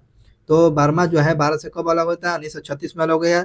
सांप्रदायिक निर्वाचन पद्धति का विस्तार करते हुए दलित वर्गों, महिलाओं और मजदूर वर्गों के लिए जो है प्रतिनिधित्व दिया गया और मताधिकार का विस्तार करते हुए 10% जनता को वोट देने का अधिकार दे दिया गया आपको 1935 में। और इसके तहत मुद्रा और शाख नियंत्रण के लिए भारतीय रिजर्व बैंक की स्थापना भी किया गया था। आरबीआई की स्थापना 1935 में किया गया था दोस्तों। आरबीआई की स्थापना 1935 में किया गया था। इसके अंतर्गत में संघीय लोक सेवा आयोग के स्थान पर प्रांतीय सेवा आयोग और 2 या 2 से अधिक राज्यों के लिए संयुक्त सेवा आयोग की भी स्थापना किया गया। प्रांतीय लोक सेवा आयोग के साथ साथ प्रांतीय आयोग की भी स्थापना किया गया था। इस प्रकार ये भी याद रखेंगे। बात करते हैं 1936 में लखनऊ अधिवेशन, जवाहरलाल नेहरू। 1936 में लखनऊ अधिवेशन जवाहरलाल नेहरू ने किया हुआ था और भारत शासन अधिनियम 1935 को अस्वीकार किया था। 1936 में जो है लखनऊ अधिवेशन की अध्यक्षता आपको लखनऊ अधिवेशन की अध्यक्षता कौन कर रहे थे? नेहरू जी कर रहे थे। और इस प्रकार जो भारत शासन अधिनियम 1935 को अस्वीकार किया हुआ था। चलिए भारत शासन अधिनियम 1935 के बारे में आलोचना क्या कौन के द्वारा किया गया है, किन के द्वारा? जवाहरलाल नेहरू ने भारत शासन अधिनियम 1935 के बारे में क्या बोला? इसे दास्ता का एक चार्टर यानी गुलामी का अधिकार पत्र बोला है। गुलामी का अधिकार पत्र किसने बोला है? तो नेहरू जी के द्वारा बोला गया है। कहा है कि एक ऐसा कार है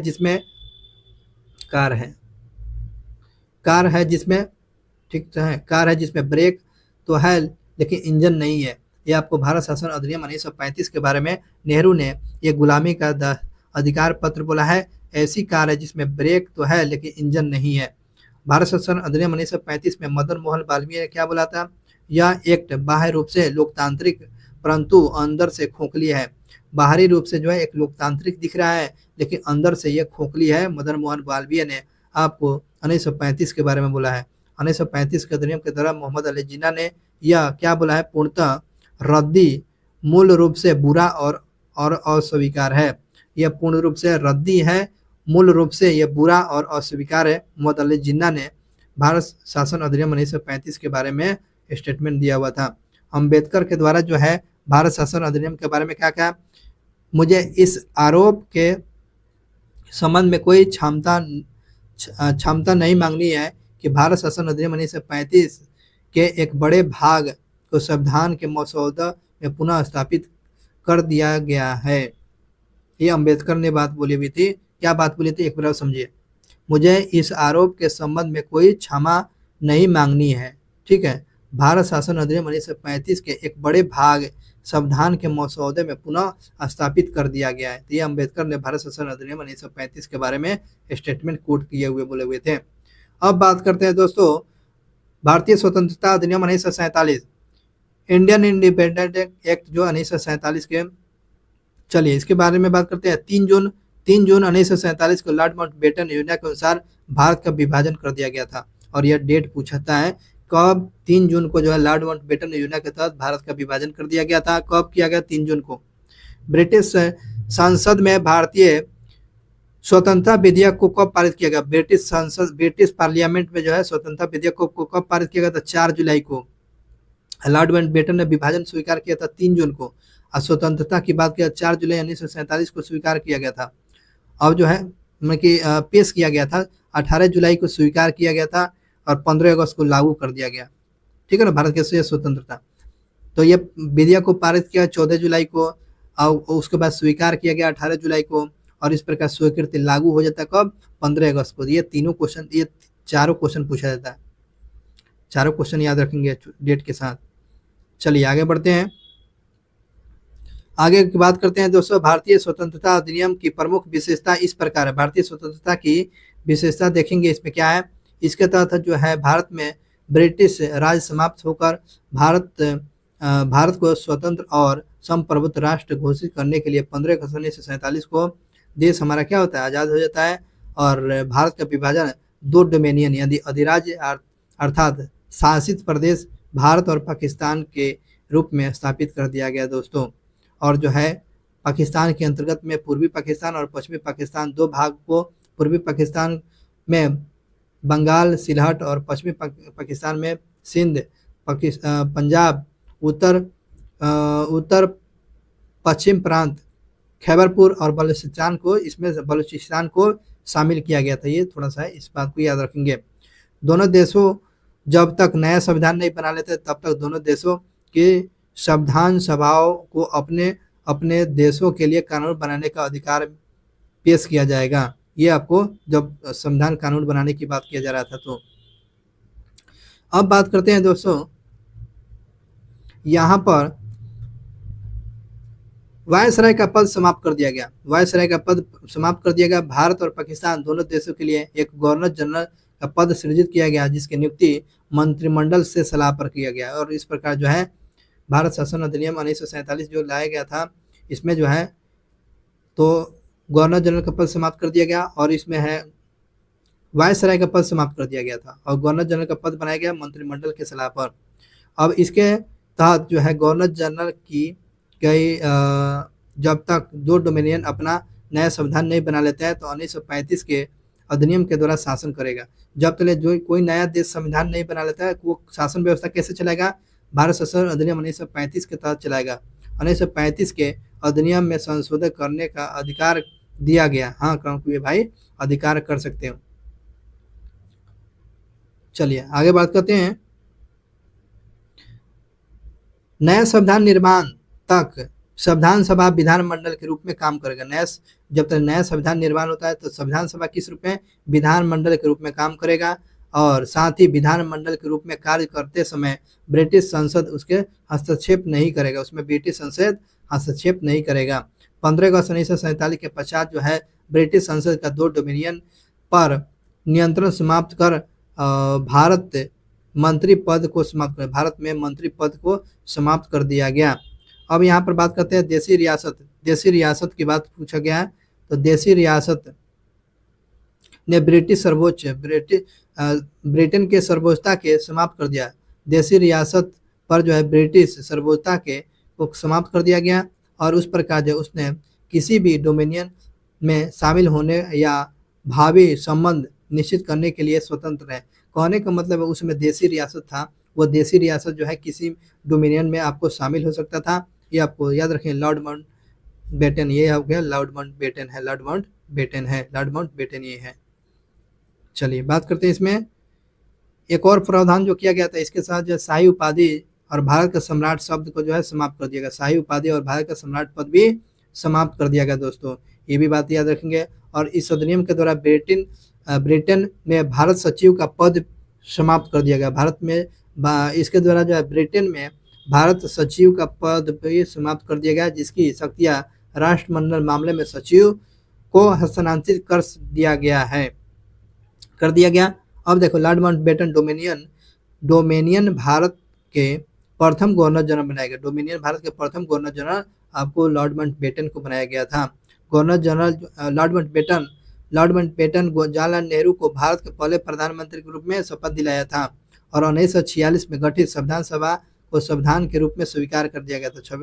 1946 में गठित किया गया संविधान सभा को संविधान सभा ने स्वीकार कर लिया गया था, गठित किया गया था। तो अब देखो यहाँ पर बात करते हैं अगला पॉइंट की बात करते हैं। स्वतंत्रता से पूर्व गठित आंतरिक सरकार 1946 में, इसमें जो है विभाग दिया गया है। चलिए इस विभाग पर भी चर्चा कर लेते हैं। अंतरिम मंत्रिमंडल में तो उसमें जो है जवाहरलाल नेहरू जो है परिषद के अध्यक्ष थे। राष्ट्रमंडल से संबंधित और विदेशी मामले आपको किसके पास था? जवाहरलाल नेहरू के पास था। जवाहरलाल नेहरू के पास है। सरदार वल्लभ भाई के पटेल के पास जो था आपको गृह मंत्री और सूचना प्रसारण मंत्री, आपको गृह मंत्री और सूचना प्रसारण में वल्लभ भाई पटेल के पास था। कृषि मंत्रालय किसके पास था? आपको याद रखेंगे खाद्य और कृषि मंत्री आपको डॉक्टर राजेंद्र प्रसाद के पास था। जॉन मथाई के पास उद्योग और नागरिक आपूर्ति मंत्रालय था। जॉन मथाई के पास कौन सा डिपार्टमेंट? उद्योग और आपूर्ति मंत्री बनाया गया था। श्रम मंत्री कौन थे? तो जगजीवन राम। श्रम मंत्री कौन थे दोस्तों? जगजीवन राम था। रक्षा मंत्री कौन थे भाई? तो रक्षा मंत्री बलदेव सिंह थे। कार्य और खनन कार्य ऊर्जा मंत्रालय कौन थे? तो CH भाभा। कार्य खनन ऊर्जा मंत्रालय डिपार्टमेंट दिया गया था SC भाभा को। वित्त मंत्री आपको लियाकत अली को बनाया गया था। और डाक और वायु विभाग का मंत्री बनाया गया था अब्दुल रब निस्तार को बनाया गया। अब्दुल अब्दुल रब निस्तर को बनाया गया, अब्दुल रब निस्तर को डाक और वायु और रेलवे और परिवहन को आसफ अली को बनाया गया था। रेलवे और परिवहन डिपार्टमेंट किसको दिया गया था? अरुणा आसफ अली को दिया गया, आसफ अली को दिया गया था। सी राजगोपालाचारी को शिक्षा मंत्री और कला विभाग दिया गया था। सी राजगोपालाचारी को शिक्षा और कला विभाग दिया गया था, याद रखेंगे। उसके बाद वाणिज्य मंत्री IR चंद्रीकर को दिया गया था, वाणिज्य विभाग। बात करते हैं स्वास्थ्य मंत्री किसको दिया गया था दोस्तों? स्वास्थ्य मंत्री गजनफर अली खान को, गजनफर अली खान को ये स्वास्थ्य मंत्री दिया गया था। गजनफर अली खान को स्वास्थ्य विभाग दिया गया था। और विधि आयोग जो दिया गया था जो जोगिंदर नाथ मंडल को, विधि आयोग जो आपको जोगिंदर नाथ मंडल को, ये अंतरिम सरकार में मंत्रिमंडल दिया गया था। अब बात करते हैं नोट में, अंतरिम सरकार के सदस्य वायसराय के कार्यकारी परिषद के सदस्य थे। पंडित जवाहरलाल नेहरू परिषद के उपाध्यक्ष और वायसराय यानी माउंटबेटन की अध्यक्षता परिषद के अध्यक्ष बनाए गए थे। चलिए यहाँ पर बात करते हैं, ये हो गया आपको अंतरिम सरकार में। और स्वतंत्र भारत के प्रथम मंत्रिमंडल जो बनता है जिसमें जवाहरलाल नेहरू जो प्रधानमंत्री, राष्ट्र मंत्री और विदेशी मामले और वैज्ञानिक शोध के मंत्री बनते हैं। वल्लभ भाई पटेल आपको गृह मंत्री, है ना, गृह मंत्री, सूचना और प्रसारण मंत्री बनते हैं। चलिए उसके बाद डॉक्टर राजेंद्र प्रसाद आपको खाद्य और कृषि मंत्री बनते हैं, खाद्य और कृषि मंत्री बनते हैं। और बात करते हैं मौलाना अबुल कलाम आज़ाद जो है शिक्षा मंत्री बनते हैं।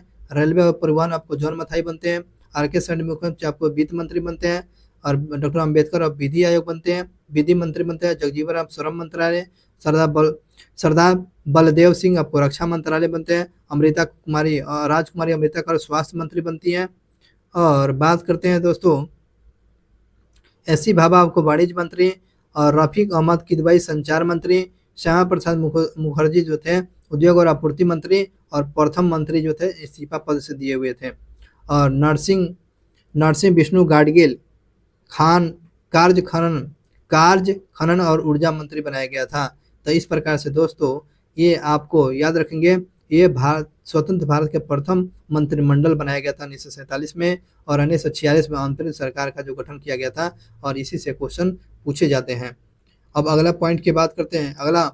अगला वीडियो आप देखिएगा दोस्तों, इसी का ऑब्जेक्टिव जो है वस्तुनिष्ठ प्रश्न जो होगा आपको देखने को मिलेगा। तो ध्यान रखेंगे, ज्ञान बिंदु का यह पॉलिटी का पहला लेसन क्लास आप देख रहे थे। अगला जो है लेसन क्लास आपको इसका MCQ क्वेश्चन देखने को मिलेगा। अगला जो आपको टॉपिक जो बता देते हैं, अगला हम लोग टॉपिक क्या पढ़ेंगे, एक सेकेंड देखेंगे। इतना सारा चीज MCQ क्वेश्चन करेंगे, सारा क्वेश्चन खत्म हो जाएगा। दूसरे का टॉपिक में हम लोग पढ़ेंगे संविधान का निर्माण, ठीक है ना। दूसरा अध्याय पढ़ेंगे संविधान के निर्माण और MCQ क्वेश्चन आप देख लीजिएगा। चैनल पर पहली बार जुड़े होंगे, चैनल को सब्सक्राइब कर लेंगे ताकि आपको इन्फॉर्मेशन वीडियो मिलता रहेगा। बहुत ही मेहनत के साथ आप तक ये प्रोवाइड किया जा रहा है। अगर आपका इसको PDF चाहिए तो आप टेलीग्राम चैनल स्टडी विथ मनोरंजन ऑफिशियल से आप जाकर सर्च करके ले लेंगे। स्टडी विथ मनोरंजन ऑफिशियल टेलीग्राम चैनल पर जाकर आप मिल जाएगा आपको इसका PDF।